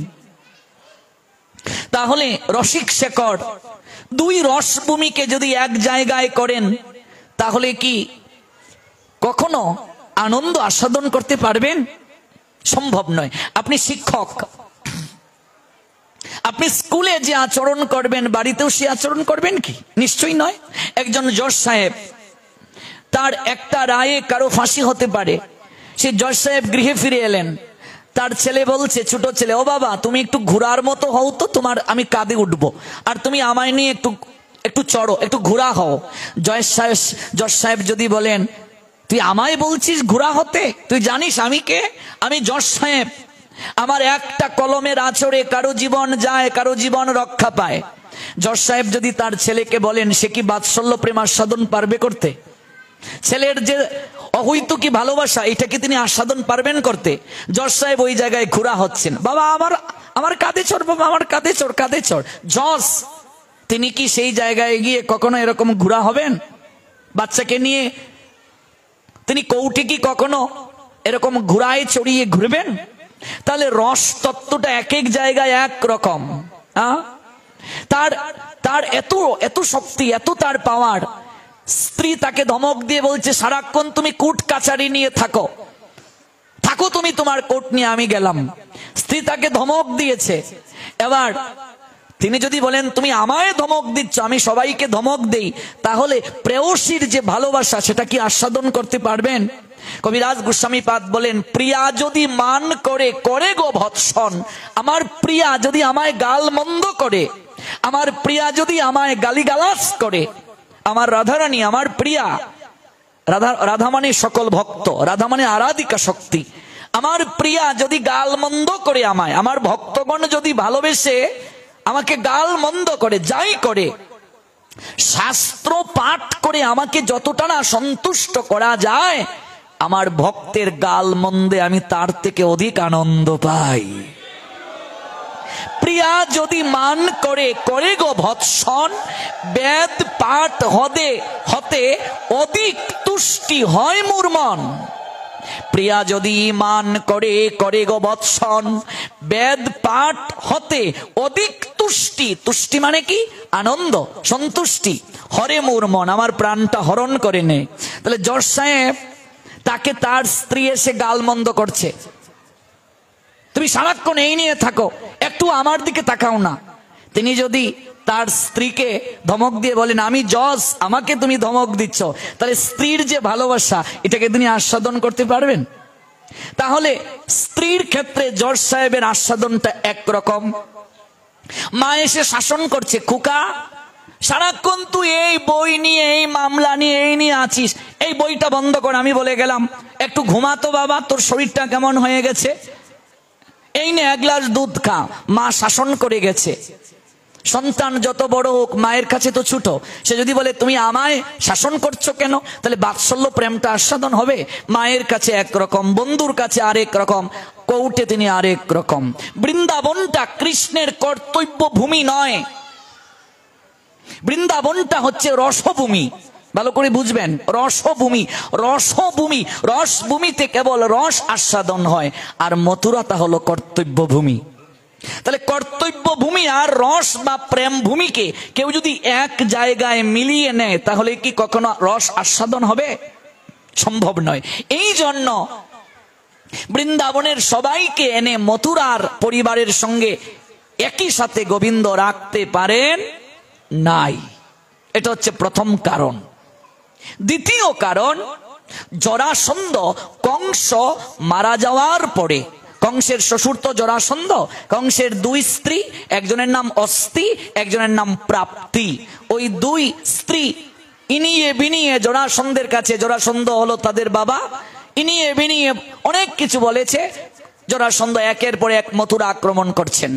এবার জরাসন্ধ যদি জানতে পারেন যে ভগবান কৃষ্ণের সবচেয়ে দুর্বলতম জায়গাটা হলো বৃন্দাবন, তাহলে জরাসন্ধ কৃষ্ণকে কষ্ট দেওয়ার জন্য কোন জায়গাটাকে আক্রমণ করবে?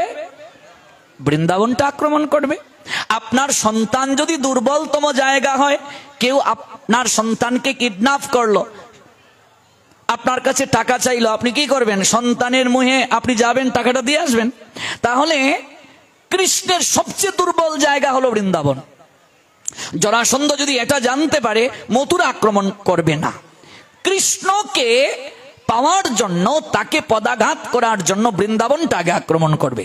তাহলে বৃন্দাবনের যারা ওরা গরু চড়ায়, এটা তো হচ্ছে গরু চড়ানোর মাঠ বৃন্দাবন, এটা তো রসভূমি, এটা তো প্রেম বিনিময়ের ভূমি।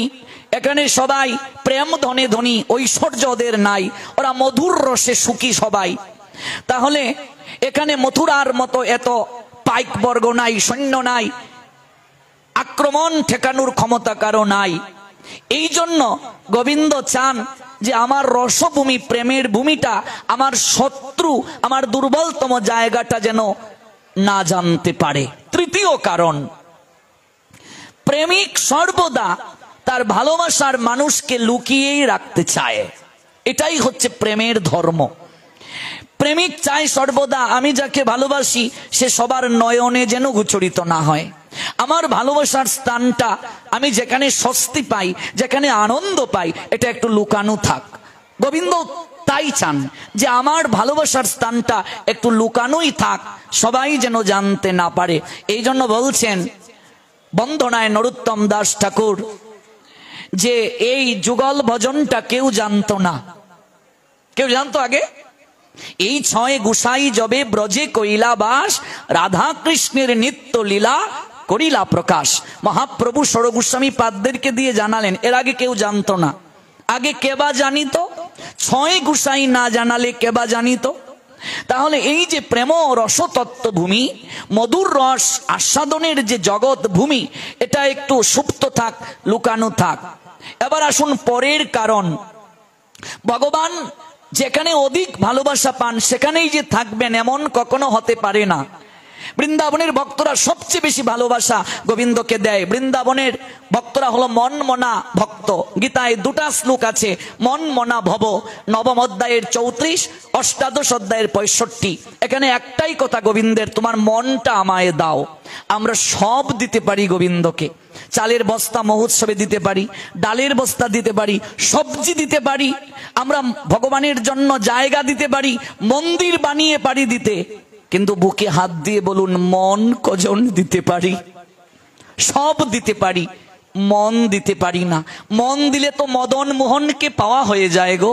মন দিলে মন মোহিনী প্রেমময়ী রাধারানী আপনার বশ হয়ে যান। বৃন্দাবনের ভক্তরা গোবিন্দকে আর কিছু দিতে পারুক না পারুক, তারা তাদের জীবন সর্বস্ব গোবিন্দকে মনটা দিতে পেরেছিল। এই জন্য যেখানেই গোবিন্দ থাকুন না কেন সতত তিনি বৃন্দাবনের ভক্তদেরকেই স্মরণ করেছেন। গোবিন্দ আমাদের কাছে কিচ্ছু চাননি, চেয়েছেন অর্জুনকে উদ্দেশ্য করে, জানিয়েছেন আমাদেরকে, মন দাও, মনটা আমায় দাও। দেখুন, আমরা গোবিন্দের জন্য মালা কিনবো, পুষ্পকুঞ্জে গিয়েছি, সবচেয়ে সতেজ মালাটা, টাটকা ফুলের মালাটা আমরা শ্যাম সুন্দরের জন্য নিয়ে আসি, ঠিক কিনা মা? সবজি কিনতে বাজারে গিয়েছি, সবচেয়ে টাটকা সবজিটা আমরা আনি। ফল কিনতে গিয়েছি, বললাম এই আপেলটা একটু কেমন জানি পছন্দ হয়েছে, এটা একটু চেঞ্জ করে দাও। টাটকা ফল, টাটকা সবজি, টাটকা ফুল, টাটকা ফুলের মালা, সব কিছুতে টাটকা চাই, সতেজ চাই। গোবিন্দের জন্য সবজি আনলাম টাটকা, ফুলের মালা আনলাম টাটকা, শাকসবজি আনলাম টাটকা। কিন্তু গোবিন্দ বলছেন, আমি তো এই টাটকা সবজি, টাটকা ফুল, টাটকা ফল, এগুলোই তো কেবল আমি তোমার কাছে চাই না, আমি চাই তোমাকে। আমরা সব টাটকা ভগবানের জন্য সবজি, ফুল, ফলমূল নিয়ে যাই, আর নিজে যাই আমরা বাসি হয়ে। কথাটা বোঝাতে পেরেছি কি? আমরা ভগবানের জন্য টাটকা সবজি নিয়ে যাই, টাটকা ফুল নিয়ে যাই, টাটকা ফল নিয়ে যাই, আর নিজে গোবিন্দের কাছে যাই বাসি হয়ে। বাসি হয়ে মানে কি? বৃদ্ধকালে। ভজনটা শুরু করি বৃদ্ধকালে, যখন টাটকা থাকে না শরীর, মন যখন টাটকা থাকে না, ওই টাটকাহীন যখন হয়ে যায়, মন যখন বাসি হয়ে যায়, তখন আমরা গোবিন্দকে গিয়ে বলি, শ্যাম সুন্দর তুমি ছাড়া আমার আর কেউ নাই। শ্যাম সুন্দর বলেন, যখন ডাকার সময় ছিল, শরীরে শক্তি ছিল, মনটাও টাটকা ছিল, তখন বলেছিলে সময় নাই, সময় নাই, আমার পুত্র, আমার কন্যা, আমার স্ত্রী, আমার চাকুরি, সব আমার আমার। এখন অবসর নিয়েছ, ভালো করে কানে শোনো না, চোখেও দেখো না, দাঁতও অনেকটা পড়ে গেছে, আগের মতো খেতে পারো না, বেশি খেলে হজম হয় না, আগের মতো নাচে না রঙ্গের বারোই, এই মন বারোই আর আগের মতো নাচে না, আনন্দ করতে চায় না, সবার কাছে মূল্যহীন, চলিতে চরণ চলে না তোমার, দিনে দিনে অবশ হচ্ছ, তোমার ক্যাশ পাক ধরেছে, দন্তও পড়ে যাচ্ছে, একেশো পাকিবে দন্ত নড়িবে, সম্বল হবে তোমার লাঠি, পুত্র পরিজন সকলে বলবে এই জঞ্জাল মরলে বাঁচি, সবার কাছে মূল্যহীন, বাসি হয়ে গেছে শরীর, বাসি হয়ে গেছে মন। আর এখন এই বাসি মন, বাসি শরীরটা নিয়ে তুমি আমার কাছে এসেছো আমার সেবা করার জন্য। সবজি নিয়ে যাই টাটকা, ফল নিয়ে যাই টাটকা, চালের বস্তা, এটাও চিকন চালটা মহাপ্রভুর প্রিয়, যাও টাটকা উন্নত এক বস্তা চিকন চাল দাও শ্যাম সুন্দরের ভোগে। কিন্তু নিজে বাসি যখন হই, তখন গোবিন্দের কাছে যাই। ব্রজবাসীরা আর কিছু দিতে পারুক না পারুক, তারা তাদের টাটকা মনটা, সতেজ মনটা, সতেজ শরীরটা, অর্থাৎ জীবন যৌবন, তারা গোবিন্দকে দিতে পেরেছে। এজন্য গোবিন্দ বললেন মন মনা ভব, তোমার মন আমায় দাও। মন মনা ভব, তোমার মন আমায় দাও। দুই জায়গায় বললেন, একই কথা দুই জায়গায়। মন মনা ভব, নবম অধ্যায় 34, 18তম অধ্যায় 65। আছে কি নেই বাবা? মন মনা ভব, তোমার মন আমায় দাও। মনটাই দিতে পারি না। যা দিলে সব দেয়া হয়ে যায়, তা দিতে পারি না। মন দিয়েছি সংসারকে, মন স্ত্রী পুত্র কন্যা পরিবার পরিজন সবকে দিয়েছি, সব দিতে পারি। টাকা চেয়েছে 500, ভাগবত অনুষ্ঠান হবে, নাও নিয়ে নাও।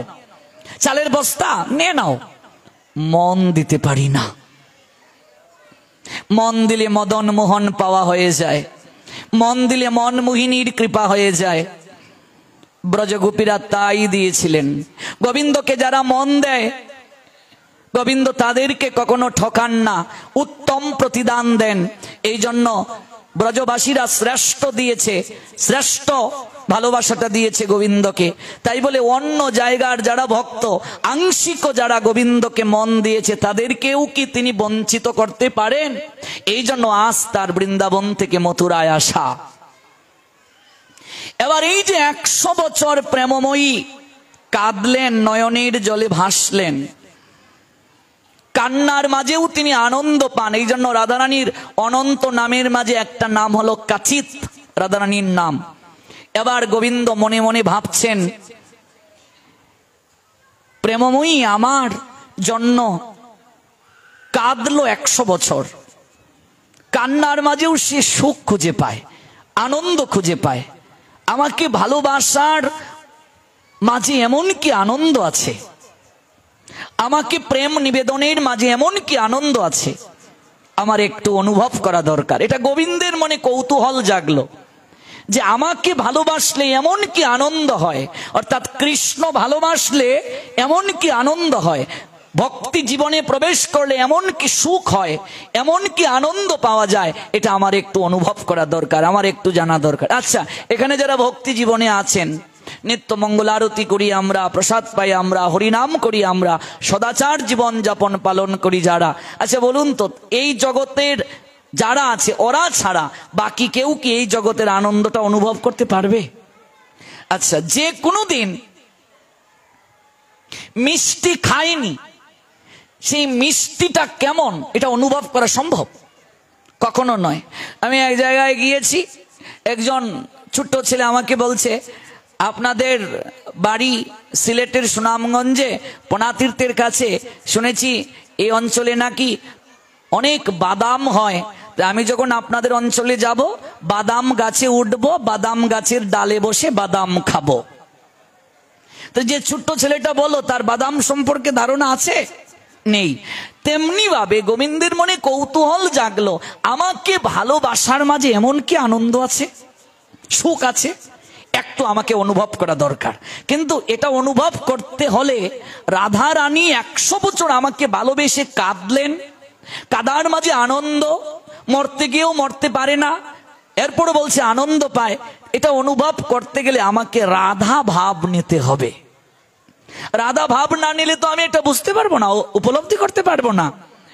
আমাকে রাই ভাবে বিভোর হতে হবে। তাই আজ কৃষ্ণচন্দ্র তিনি এই প্রেমটাকে অনুভব করার জন্য আজ তিনি রাই ভাবে বিভোর হলেন। রাধারানীকে বললেন, ওগো প্রেমময়ী, আমাকে তোমার ভাবে সাজিয়ে দাও, আমাকে আমাকে তোমার অঙ্গকান্তি দাও। এই জন্য ওই যে ভাগবতের একটা শ্লোক যা দিয়ে আমি শুরু করলাম, ভাগবতের শ্লোকটা হলো 11 স্কন্দ 5তম অধ্যায় 32 নং, কৃষ্ণ বর্ণং তিসা কৃষ্ণং সঙ্গ পাঙ্গস্ত পার্শ্বদম। বলছে তার গায়ের বরণটা কি, যদিও তিনি কৃষ্ণ কিন্তু তার গায়ের বরণটা কি, অকৃষ্ণ। অকৃষ্ণ মানে কি, কৃষ্ণ নয়, কালো নয়।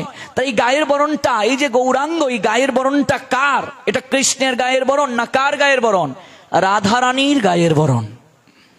স্বয়ং প্রেমময়ীর যে গাত্রবর্ণ, ওই গাত্রবর্ণটাই হলো গৌরাঙ্গের গাত্রবর্ণ। মনে আছে তো গৌরাঙ্গের রূপের বর্ণনা যে দিচ্ছিলাম, আমি আবার ঘুরে ফিরে এখানে আসব, একটু বুঝিয়ে নেই গৌরাঙ্গ কে। আজ তিনি 3 বাঞ্ছা হৃদয়ে লালন করলেন। লালন করে রাধা কৃষ্ণের মিলিত তনু হলেন। গৌরাঙ্গ হলেন রাধা কৃষ্ণের মিলিত তনু। কেন? কলিযুগের মানুষ যারা চৈতন্য মহাপ্রভু গৌরাঙ্গকে ভজন করে তারা শ্রেষ্ঠ মেধা সম্পন্ন। কেন? কারণ তারা একসঙ্গে দুইজনকে ভজন করতে পারছে। 1000 টাকার নোটের মাঝে 500 টাকা আছে কি নেই? 100 টাকা আছে কি নেই? 200 টাকা আছে কি নেই? 50 টাকা, 20 টাকা, 10 টাকা, 5 টাকা, 2 টাকা, 1 টাকা আছে কি নেই? গৌরাঙ্গ কলিযুগের অবতার শিরোমণি, তার শরীরে তার আদর্শে সব আছে। অবতারও সার গুড়া অবতার, কেন না ভজিলি তারে? প্রশ্ন করলেন প্রেম ভক্তির মহাজন। আজ রাই বাবে বিভুর হলেন, 3 বাঞ্ছা হৃদয়ে লালন করে। রাধা রানীর প্রেমের মাহাত্ম্যটা কেমন? ওই প্রেম আস্বাদনের মাঝে এমন কি মধুরতা আছে, এটার মাধুর্য কেমন অনুভব করার জন্য আজ স্বয়ং ভগবান কৃষ্ণ গৌরাঙ্গ হলেন রাধা বাবে বিভুর গুড়া। 2 নয়নে বহে ধারা, ফিরে চায় না, কথা কয় না, মনে বাতার আছে কি? আইলো রে আইলো গহুর, নয় তো এদেশি, সে তো এদেশি নয় রসের গহুর, সে তো নবীন সন্ন্যাসী। আজকে রাই বাবে বিভুর হয়ে রাধার প্রেমঋণকে স্বীকার করার জন্য, প্রেমঋণ শোধন করার জন্য সুদ করবেন। আজ ব্রজবিহারী নদিয়া বিহারী হলেন। কানাই কি অভাবে কার ভাবে বাই, ব্রজ ছেড়ে এলে মধুর বৃন্দাবন ত্যায্য করে দেশান্তরী হলে। কানাই শিরে চূড়া নাই, করে বাসি নাই, গলে নাই রে বনমালা। আজকে সব বেশভূষণ ত্যাগ করে আজ তুমি কি ভাব নিয়ে জগতে এলে? রাই বাবে বিভুর হয়ে 3 বাঞ্ছা হৃদয়ে লালন করে। ব্রহ্মা আদি দেবতার দুর্লভ যে প্রেম রাধা প্রেম, সেই প্রেমের ভাণ্ড এনে স্বয়ং কৃষ্ণ গৌরাঙ্গ হয়ে জগতে আবির্ভূত হলেন। নিতাই গো সীতানাথ প্রেমানন্দে হরি বল, জয় জয় শ্রী রাধে। এই জন্য মহাজন বললেন, কেগো তুমি কাঙ্গাল বেশে দেশ বিদেশে ঘুরে বেড়াও, অতি বড় ব্যথার ব্যতি তাই নয়ন জলে বক্ষ ভাসাও। অধম পতিত আচণ্ডালে স্নেহের কুলে লৌগ তুলে, দিব্য প্রেমের আকি খুলে ভববাঞ্ছিত পদ দেখাইয়া দাও। এমন দয়াল কেগো তুমি বিলালে প্রেম চিন্তামণি, ধর লও বলে প্রেমের খনি আচণ্ডালে বিলায়ে দাও। আচণ্ডালে প্রেম বিলালে ত্রিতাপ জ্বালা জুড়াইলে, মায়া মুগ্ধ জীবের ভবকুদা চিরতরে মিটিয়ে দাও। যমুনার কুলে কদম্বের মূলে বাজাতে বাসি শ্রী রাধা বলে, সেই না তুমি গৌর হলে নদে এসে জীব তড়াও। কেগো তুমি কাঙ্গাল বেশে আজ দেশ বিদেশে ঘুরে বেড়াও। স্বয়ং কৃষ্ণচন্দ্র আজ গৌরাঙ্গ হয়ে এলেন। কোন প্রেম আনলেন? রাধা প্রেম। মনে রাখবেন, গৌর প্রেমটাই রাধা প্রেম। আমাদের এই অনুষ্ঠানের উপলক্ষ কি? প্রেমময়ী শ্রীমতী রাধারানীর আবির্ভাব তিথি। গৌর প্রেমটাই রাধা প্রেম। ব্রহ্মা আদি দেবতার দুর্লভ যে প্রেম প্রাপ্তি, সেই প্রেমটা আজ তিনি বিচার না করে দিয়ে দিলেন। যাচাই করলেন না, পাত্র অপাত্র বিচার করলেন না, যাকে পেলেন তাকেই দিলেন। কে নেবে রে ব্রজ কিশোরীর প্রেম, গৌর ডাকে আয়। ব্রজ কিশোরী কার নাম? রাধারানীর নাম। গৌর ডাকে আয় রে আমার, নিতাই ডাকে আয়। কে নেবে রে ব্রজ কিশোরীর প্রেম, গৌর ডাকে আয়। নদীর পাড় ভাঙ্গিল, ঢেউ উঠিল, লাগলো জীবের গায়ে। কে নেবে রে ব্রজ কিশোরীর প্রেম, গৌর ডাকে আয়। আজকে রাধা প্রেম জগতে কেউ জানতো না, রাধাকে জগতে কেউ জানতো না গৌর না আসলে। রাধারও মহিমা প্রেম রস সীমা জগতে জানাতো কে? কে বলছেন এই কথা? স্বয়ং বাসুগুস। যদি গৌর না হইতো তবে কি হইতো? কেমনে ধরিতাম দে রাধারও মহিমা প্রেম রস সীমা জগতে জানাতো কে? প্রেমময়ীকে কে জানতো? প্রেমময়ীর করুণা জগতে কে উপলব্ধি করত? গৌর যদি না আসতেন। এই জন্য রাধা প্রেমটাই গৌর প্রেম। ভববিরঞ্চির চিরবাঞ্ছিত প্রেম জগতে ফেলিল ঢালি। বলছেন ভববিরঞ্চির চিরবাঞ্ছিত প্রেম, ব্রহ্মাদি দেবতার বাঞ্ছা যে প্রেম, সেই প্রেম এনে জগতে ঢেলে দিলেন। কাঙ্গালে পাইয়ে খাইল নাচিয়ে, হাতে দিয়া করতালি, হাসিয়ে কাঁদিয়ে প্রেমে গড়াগড়ি, পুলকে বেপিল অঙ্গ, চণ্ডালে ব্রাহ্মণে করে কুলাকুলি। কখনো ছিল কি এমন রঙ্গ? গৌর এসে সবাইকে এক জায়গায় বসালেন, ব্রাহ্মণ ক্ষত্রিয় বৈশ্য শূদ্র এক এক করে দিলেন। ব্রাহ্মণে চণ্ডালে করে কুলাকুলি, কবে ছিল এমন রঙ্গ? ডাকিয়ে হাঁকিয়ে কুল করো তালে, গাইয়ে ধাইয়ে নাচে দেখিয়া সমন, তরাস পাইয়ে কপাট হানিবে দাঁড়ে। এজন্য স্বয়ং প্রেমানন্দ আচার্য গৌরাঙ্গের পার্ষদ, তিনি বললেন এমন গৌরাঙ্গ বিনে নাই আর। গৌর ছাড়া এই জগৎ সংসারে তোমার আর কেউ নাই। হেন অবতার হবে কি হয়েছে, হেন প্রেম পরচার, দুরমতি অতি পতিত পাষণ্ডী গুড়া, প্রাণে না মারিল কারে, হরিনাম দিয়া হৃদয়ে শুধিল, যাচি গিয়া ঘরে ঘরে। যেচে যেচে প্রেম দান করলেন। একটা উদাহরণ দিলে বিষয়টি পরিষ্কার হবে। এক রজক, রজক মানে ধূপা, কাপড় খাচ্ছে। গৌর হরি তার কাছে গিয়ে বললেন, রজক ও রজক, একবার মুখে হরি বল। রজক বলছে, তোমার তো খেয়ে দে কাজ নেই, আমার এক গাদা কাপড় পড়ে আছে, এগুলো কে খাসবে হরিনাম করলে? তোমার আর কি কাজ? তুমি তো সারাদিন নাচিয়ে নাচিয়ে হরিনাম করে বেড়াও, আমার এই কাজ কে করবে? গৌর হরি বললেন, রজক কাপড় তো হাত দ্বারা খাচ্ছিস, মুখ দ্বারা তো কিছু করছিস না। এটা কলিযুগ রে রজক, হাতে করো গৃহকর্ম, মুখে বলো হরি, অনায়াসে দেবে তুমি ভব নদী পারি। এটা কলিযুগ, কাপড় তো হাত দ্বারা খাচ্ছিস, মুখ দিয়ে তো কিছু করছিস না, একবার মুখ দিয়ে হরিনাম কর। রজক বলছে, না বাপু, আমার দ্বারা হবে না, আমি পারবো না, তুমি যাও অন্য জায়গায় যাও। গৌর হরি বললেন, রজক আমি তোকে করজুড়ে বলছি, একবার মুখে হরি বল। আমি তোর চরণ ধরে বলি, একবার মুখে হরি বল। রজক অবাক হলো, আমি ধূপা, তুমি ব্রাহ্মণ তনয় হয়ে আমার চরণ ধরবে? ওগো আমার ছায়া মারালেও তো স্নান করে উচ্চবর্ণের লোকেরা, তুমি আমার চরণ ধরবে? তুমি কে গো? জগতে কত লোক দেখেছি, তোমার মতো তো কাউকে দেখিনি। রজক কাপড় খাসবি বলে হরিনাম করতে পারবি না? আচ্ছা আমি যদি তোর কাপড়গুলো খেচে দেই, তুই কি একবার হরিনাম করবে? মহাপ্রভু বলছেন, আমি যদি তোর কাপড় খেচে দিই, আমি তোর কাপড় খেচে দেব, তুই কি একবার হরিনাম করবি? ভাবুন তো, অনুভব করুন তো, কোন যুগে কোন অবতারে কোন ভগবান এমন করে প্রেম বিতরণ করতে পেরেছেন? এজন্যই গৌরাঙ্গ শ্রেষ্ঠ। আমরা দাপরে দেখতে পাই, ভক্ত এক হাত তুলে ডাকছিল, আমায় বস্ত্র দাও গোবিন্দ, আমার সম্ভ্রম রক্ষা করো। গোবিন্দ তাকে বস্ত্র দিলেন না।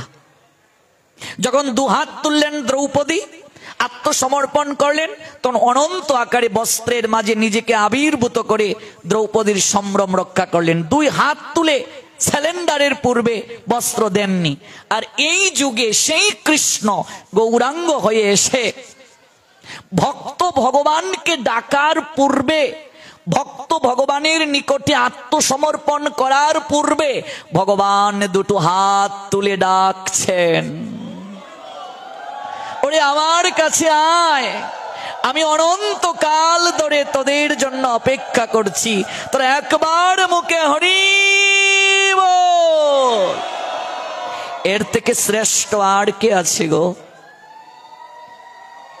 অনন্তকাল ধরে হাত তুলে অপেক্ষা করছেন, আমার কাছে আয়, আমি কতকাল ধরে অপেক্ষা করছি রে তোদের জন্য। ওই গৌর প্রেমটাই রাধা প্রেম। সুলভে পেল জগৎবাসী, আনন্দে বিভোর হলো জগৎবাসী। বলছেন, পতিত পাষণ্ডী গুড়া প্রাণে না মারিল কারে। অত্যন্ত পতিত যে, পাষণ্ডী যে, দূরমতি অতি, এত দূরমতি জগতে তাদের মতো আর দুরমতি কেউ নাই। পাপ কার্য লিখতে লিখতে জগাই মাদাইয়ের 17টা গোডাউন ভরে গিয়েছিল বাবা। চিত্রগুপ্ত ক্লান্ত হয়ে গেছেন লিখতে লিখতে। ধর্মরাজ বিস্মিত হলেন, কি শাস্তি দেব। অথচ যেদিন নিতাই চাঁদের করুণায় গৌরাঙ্গ চরণে জগাই মাদাই প্রেমাঞ্জলি নিবেদন করল, কেঁদে কেঁদে জগাই মাদাই বলেছিল, গৌর হরি, জগতের লোক তোমার চরণে প্রেমাঞ্জলি পুষ্পাঞ্জলি নিবেদন করে, তোমার তো স্বরূপ দেখেছি আমরা, সুদর্শন চক্র তো যে কারো হাতে আসতে পারে না, তুমি কে আমরা তো জানতে পেরেছি। গৌর হরি, জগতের লোক তোমার চরণে পুষ্পাঞ্জলি প্রেমাঞ্জলি দেয়, ভক্ত ভগবানের চরণে ভক্তি অঞ্জলি প্রেম অঞ্জলি দেয়, আর আমরা তোমার চরণে পাপঞ্জলি দেব। গৌর হরি বললেন, যা সুরধনী গঙ্গায় স্নান করে আয়, তোদের অনন্ত জন্মের পাপ আমার চরণে অঞ্জলি রূপে নিবেদন কর।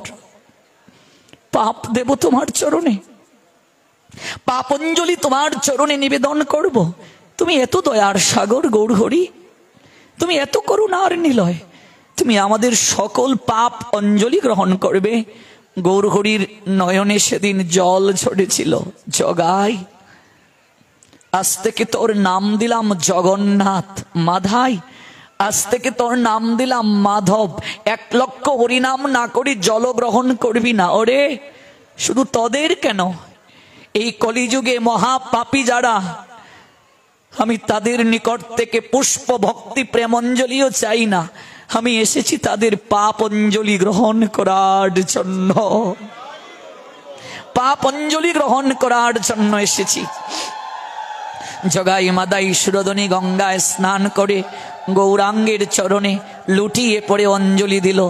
কিছু সময়ের জন্য কাঁচা সোনার নিয়ায় গায়ের বরণ যার, তার গাটা কালো হয়ে গিয়েছিল কিছুটা সময়ের জন্য। ওই পাপ অঞ্জলি গ্রহণ করে সেই জগাই মাদাই কাঁদতে কাঁদতে লুটিয়ে পড়েছিল। সেদিন থেকে 1 লক্ষ হরিনাম না করে জল গ্রহণ করে নাই তারা। জানো বাবা, ব্রাহ্ম মুহূর্তে সুরধনী গঙ্গার তীরে গিয়ে ওরা শুয়ে থাকতো গুটগুটে অন্ধকারের মাঝে। ব্রাহ্ম মুহূর্তের অনেক পূর্বে জগাই মাদাইকে বলতো, ভাই, কত সাধকগণ ব্রাহ্ম মুহূর্তের অনেক পূর্বে রাতের অন্ধকারে সুরধনী গঙ্গার তীরে এসে তারা বসে হরিনাম করে। আমরা সুরধনীর তীরে পথের প্রান্তে শুয়ে থাকি। যদি কোনোদিন ভুল ক্রমেও কোনো বৈষ্ণবের চরণটা আমাদের শরীরে স্পর্শ করে, বক্ষে যদি চরণ ধুলিতে অভিষিক্ত হয়ে যায়, আমাদের জীবন ধন্য হয়ে যাবে। জগাই বলে, শুন রে মাধাই ভাই, কাল শুনেছি ওই হরির নাম লাগলো বিষের নিয়ায়, আজ কেন নাম মিঠা লাগে রে ভাই, এমন মধুমাখা হরি নাম কবু শুনি নাই। চিত্রগুপ্ত অবাক হয়ে ডাকছে, মহারাজ, ভক্তি করে রেখেছিলাম, আজ সেখানে প্রবেশ করে দেখি কাগজে একটাও পাপ লিপিবদ্ধ নাই, সকল লেখা সাদা হয়ে গেছে। এমন কে জগতে আছে এমন মহাপাপীরও পাপ স্খলন করে দিতে পারে? এমন পরম দয়াল কে জগতে থাকতে পারে? এমন পতিত পাষণ্ডীকেও কৃপা করতে পারে মহারাজ? তিনি আর কেউ নয়, রাই কানুর মিলিত তনু গৌরাঙ্গ সুন্দর, ব্রহ্মাদি দেবতার দুর্লভ রাধা প্রেম, ব্রজ কিশোরীর প্রেম জগতে এনে আচণ্ডালে বিচার না করে সেই প্রেমের সাগরে যিনি হাবুডুবু খাইয়ে দিলেন। নদীর পাড় ভাঙ্গিল, ঢেউ উঠিল, লাগলো জীবের গায়ে,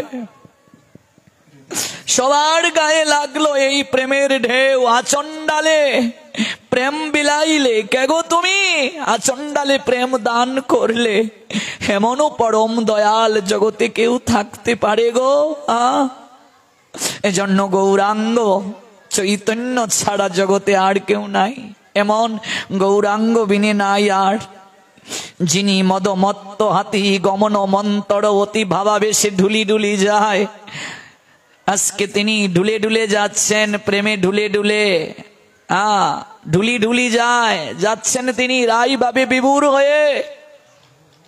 ভাবা যায় জগতের কল্যাণে সবাইকে ত্যাগ করলেন। 8টা কন্যা সন্তান শচী মায়ের মারা গিয়েছিল, শচী জননীর 8টা কন্যা মারা গেল। ভাবো তুমি তো এক মা, 8টা কন্যা মারা গেল, মা ডাক শুনতে পাননি। শচী জননী কত কাঁদলেন। কৃপা করে বিশ্বরূপ এলো শচী মায়ের গর্ভে। ওই বিশ্বরূপ অদ্বৈতের টুলে পড়াশোনা করে বৈরাগ্য হৃদয়ে জাগ্রত করে সেও আজ সংসার ত্যাগ করে চলে গেল। নিমাইয়ের ভাই বিশ্বরূপ যখন সন্ন্যাস নিলেন তার নাম হলো শঙ্করারণ্য। নিমাইকে পড়াশোনা বন্ধ করে দিয়েছিলেন শচী জননী। নিমাইও যদি ছেড়ে চলে যায় আমায়, আমি কাকে নিয়ে থাকব? অথচ জগতের কল্যাণে অপূর্ব সুরসী যৌবনবতী প্রিয়াকে ঘুমের গুড়ে কাতর রেখে আজ তিনি জগতের কল্যাণে সংসার ত্যাগ করলেন। কার জন্য? অরুণ বসন ছবি যিনি প্রভাতেরও রবি গুড়া অঙ্গে লহরী খেলায়। বৃন্দাবন দাস রূপের বর্ণনা দিচ্ছেন। অরুণ বসন ছবি, অরুণ মানে কি? প্রভাতের সূর্য। প্রভাতকালে সূর্যটা যখন পূর্ব গগনে উদিত হয় রংটা যেমন, অরুণ বসন ছবি যিনি প্রভাতেরও রবি, যেন প্রভাতকালের রবি। অরুণ, অরুণ রং, অরুণ বসন ছবি, ছবিটা অরুণের নিয়ায়, সূর্যের নিয়ায়। প্রভাতের রবি, প্রভাতকালে যে রবি উদিত হয় ওই প্রভাতের রবির নিয়ায় তার বসন, বসন মানে কাপড় বস্ত্র। অরুণ বসন ছবি যিনি প্রভাতেরও রবি গুড়া অঙ্গে প্রেমে লহরী খেলায়। লহরী মানে ঢেউ। চলিতে না পারে গুড়া চাঁদ গুসাই রে, বলিতে না পারে আদো ভুল। ভাবেতে আবেশ হইয়া যাকে পায় তাকে হরিবল বলাইয়া। আচণ্ডালে ধরি দেয় কুল। যাকে পায়, কে চণ্ডাল, কে কর্মকার, কে সূত্রধর, কে কোথায় জন্ম নিল, কে কি করলো তাকে দেখছেন না, যাকে সামনে পাচ্ছেন তাকেই কুলাকুলি দিচ্ছেন, আলিঙ্গন দিচ্ছেন। আচণ্ডালে ধরি দেয় কুল, প্রেমালিঙ্গন দিচ্ছেন। আচণ্ডালে ধরি দেয় কুল। এসুক সম্পদ কালে গুড়ানা ভজিনু হেলে, হেন পদে না করিনু আস। এমন পরম দয়ালের চরণে যে আত্মনিবেদন করলো না, গুড়া ভজন করলো না, কলিযুগে যে গৌর প্রেম আস্বাদন যে করতে পারলো না, গুড়ানা ভজিনু হেলে, হেন পদে, পদ মানে চরণ, হেন পদে না করিনু আস, ওই চরণে যে আশা করলো না।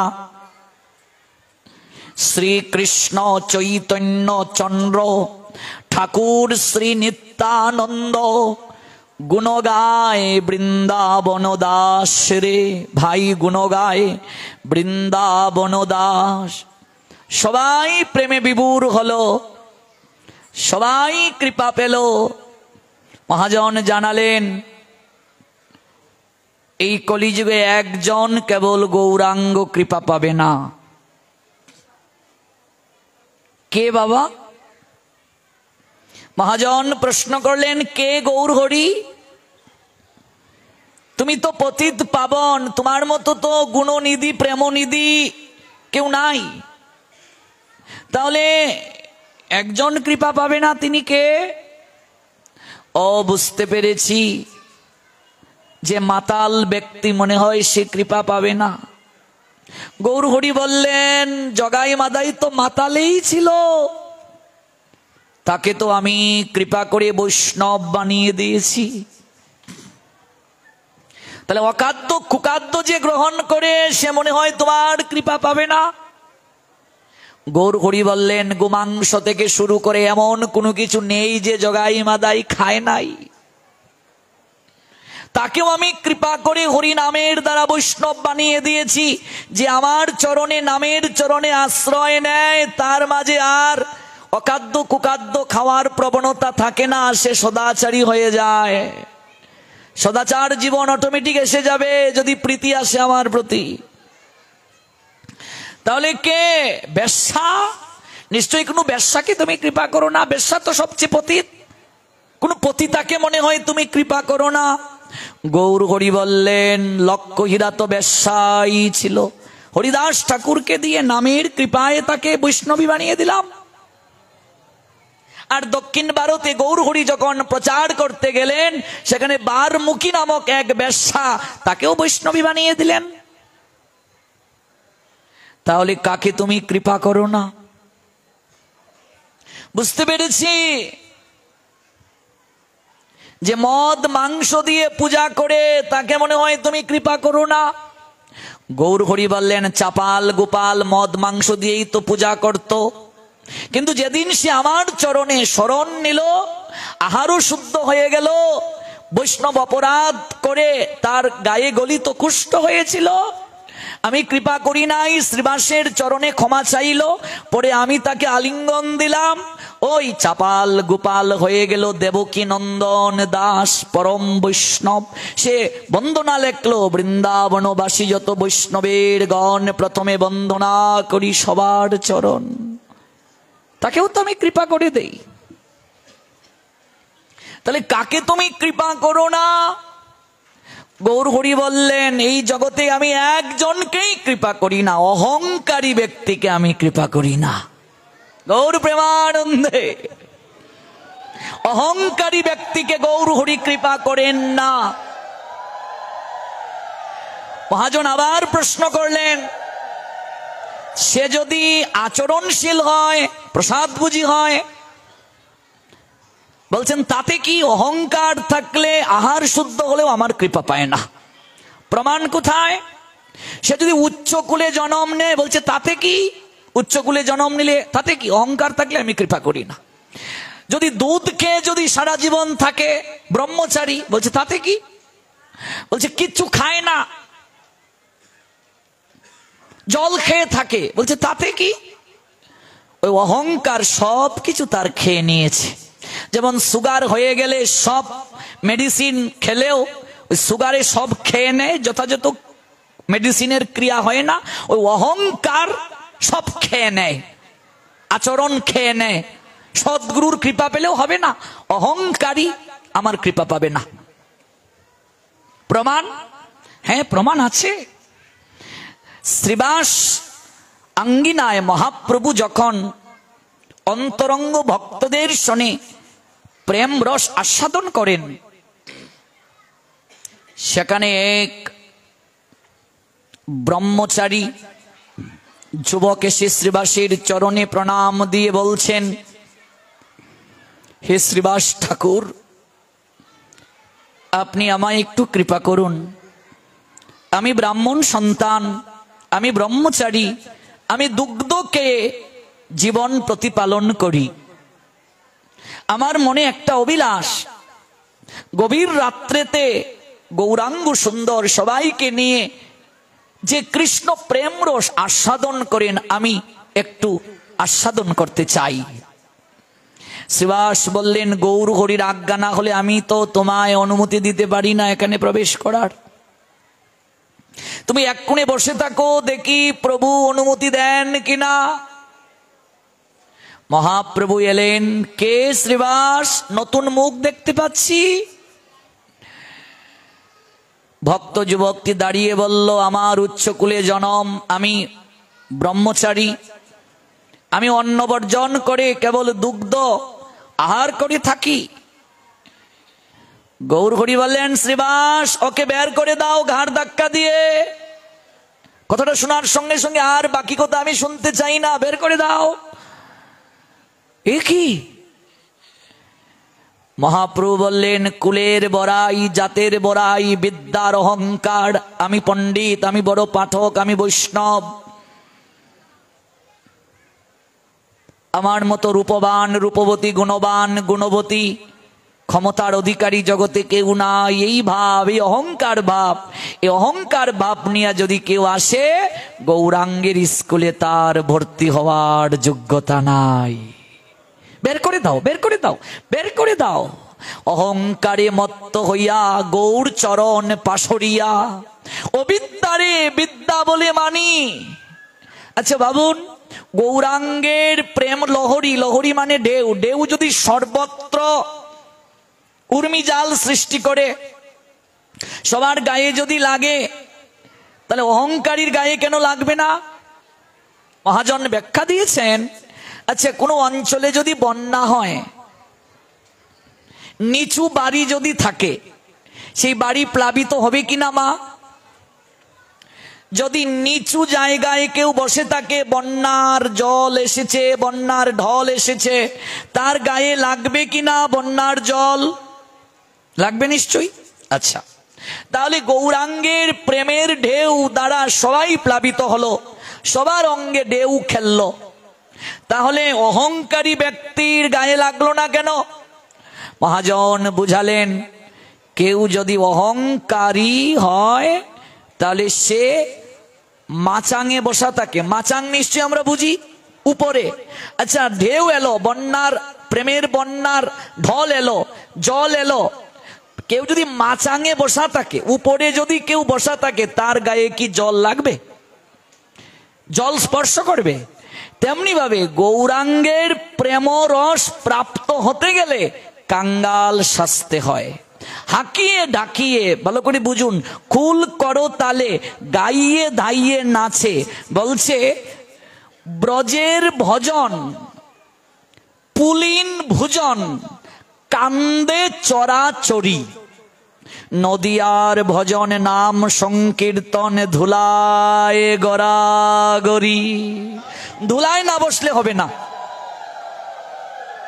ধুলায় না বসলে হবে না। গৌর কৃপা পেতে গেলে মাচাঙে বসলে হবে না, ধুলায় গড়াগড়ি। ব্রজের ভজন পুলিন ভুজন, যমুনার তীরে পুলিন ভুজন, ব্রজের ভজন পুলিন ভুজন। ব্রজে ভজন করছে যারা, পুলিন ভুজনের আনন্দ তারা প্রাপ্ত হচ্ছে। আর কাঁধে চড়াচড়ি, একজনের কাঁধে আরেকজন উঠেছে, কাঁধে চড়াচড়ি। নদিয়ার ভজন নাম সংকীর্তন, ধুলায় গড়াগড়ি। ওই ধুলায় না বসলে হবে না, ধুলা নিতে হবে ভক্তের পদরজ, চরণ ধুলা। এই জন্য আজ স্বয়ং ভগবান ভক্ত ভাব অঙ্গীকার করে ধুলার পৃথিবীতে এসে ধুলার মানুষের সঙ্গে গড়াগড়ি দিলেন, হাঁকিয়ে ঢাকিয়ে কুল করো তালে, গাইয়ে ধাইয়ে নাচলেন। গাইয়ে ধাইয়ে নাচে দেখিয়া সমন তড়াস পাইয়ে কপাট হানিল দ্বারে। এজন্য বলছেন, বাজে কুল করতাল, মধুর সঙ্গীত ভালো। বাজে কুল করতাল, মধুর সঙ্গীত ভালো। গগন ভরিল হরি ধ্বনিয়া, গগন ভরিল হরি ধ্বনিয়া। নাচে রে নাচে রে নিতাই, গৌরী দ্বিজমনিয়া।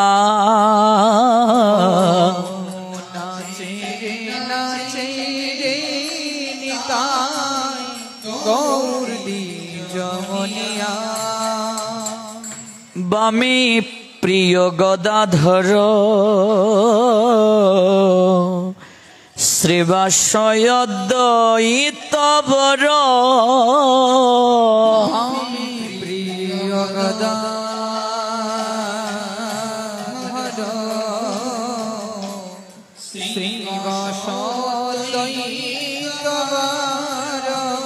পারিষদ তারা গণ জিনিয়া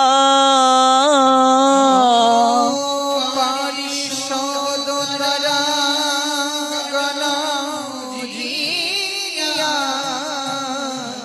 নাচে রে নিতাই গৌর দ্বিজমনিয়া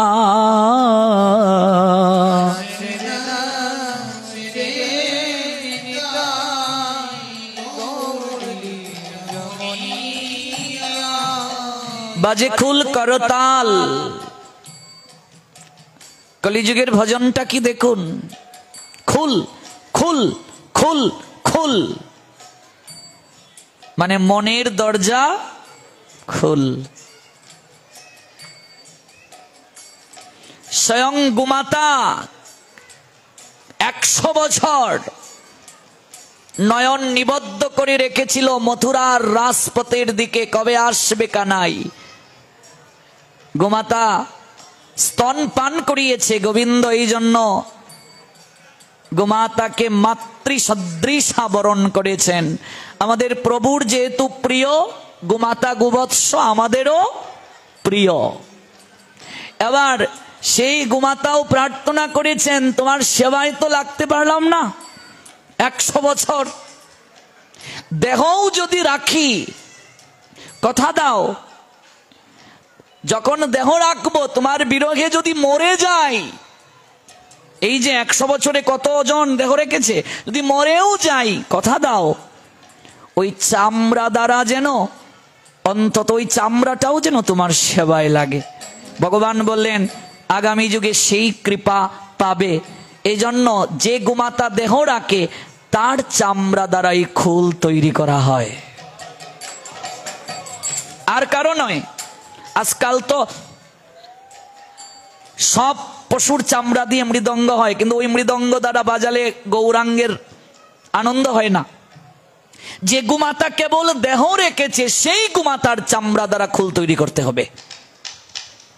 বাজে খোল করতাল মধুর সঙ্গীত ভালো,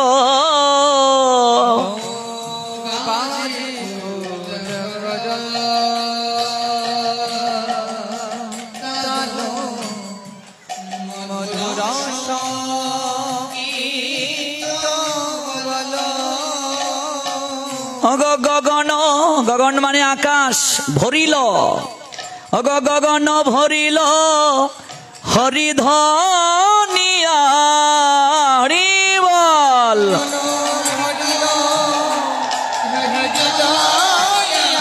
এই প্রেম ধ্বনি হরিধ্বনি গগন অতিক্রম করে বৈকুণ্ঠে চলে যাবে। গগন ভরিল হরিধ্বনিয়া,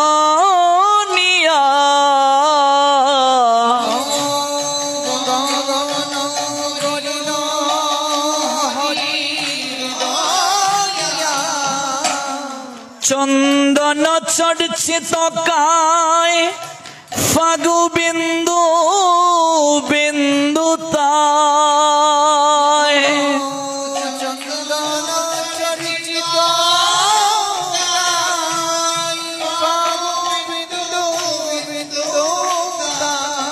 বনমালা দুলে ভালে বনিয়া,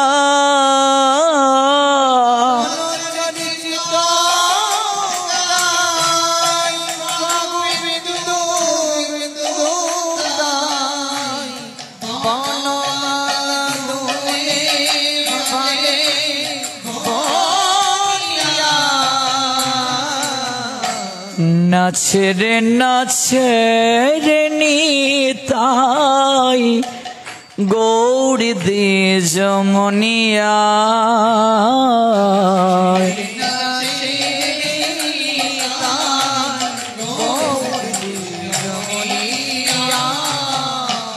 গলে শুভ্র উপবিত রূপকুটি কামজিত,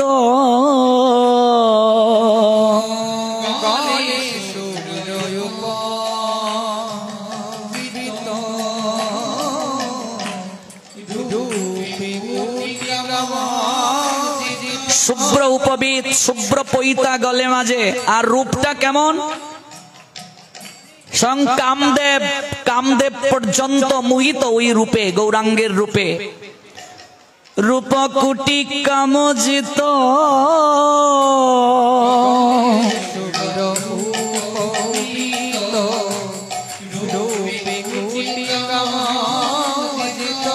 অগোচরণে নূপুর রণ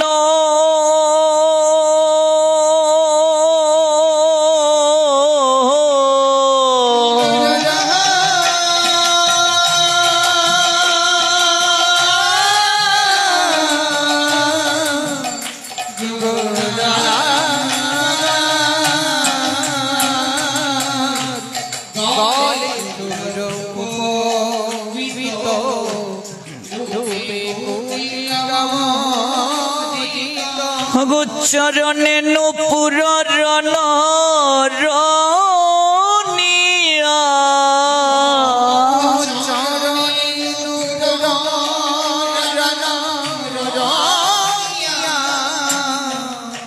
নাচে রে নাচে রে নিতাই গৌড় দ্বিজমনিয়া।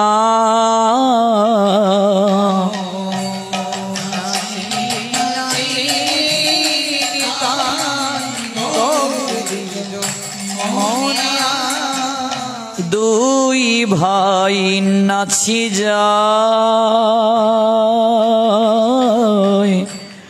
সহচর গান গায়।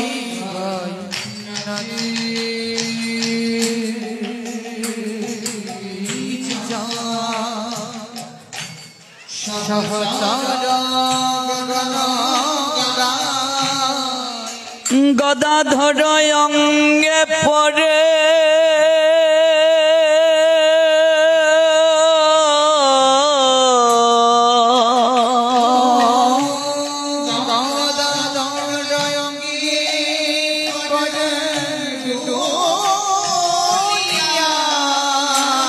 এতজন থাকতে গদা দৌড় কেন?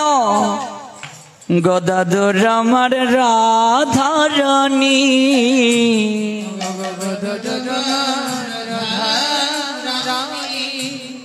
তাই তো এত প্রেমে মাখামাখি।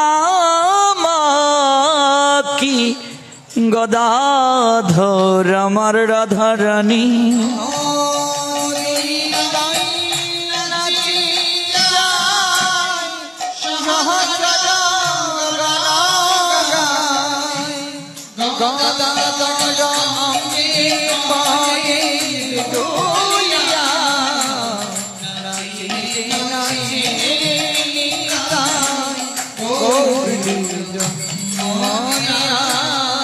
পূরব রহস্য লীলা। আজকের আলোচনার সার সংক্ষেপ, পূরব রহস্য লীলা।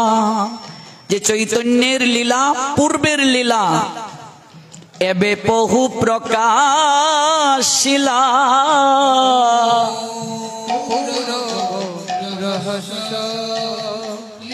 রাধা গোবিন্দের লীলা কে প্রকাশ করলেন?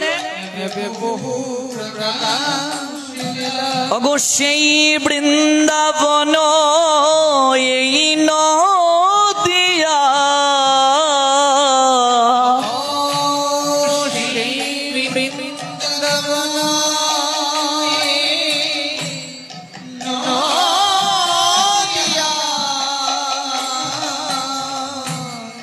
নাচে রে নাচে রে নিতাই গৌড় দ্বিজমনিয়া।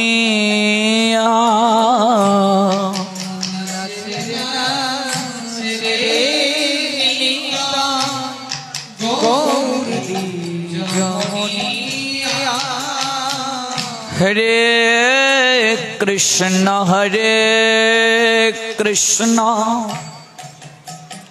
কৃষ্ণ কৃষ্ণ হরে হরে রাম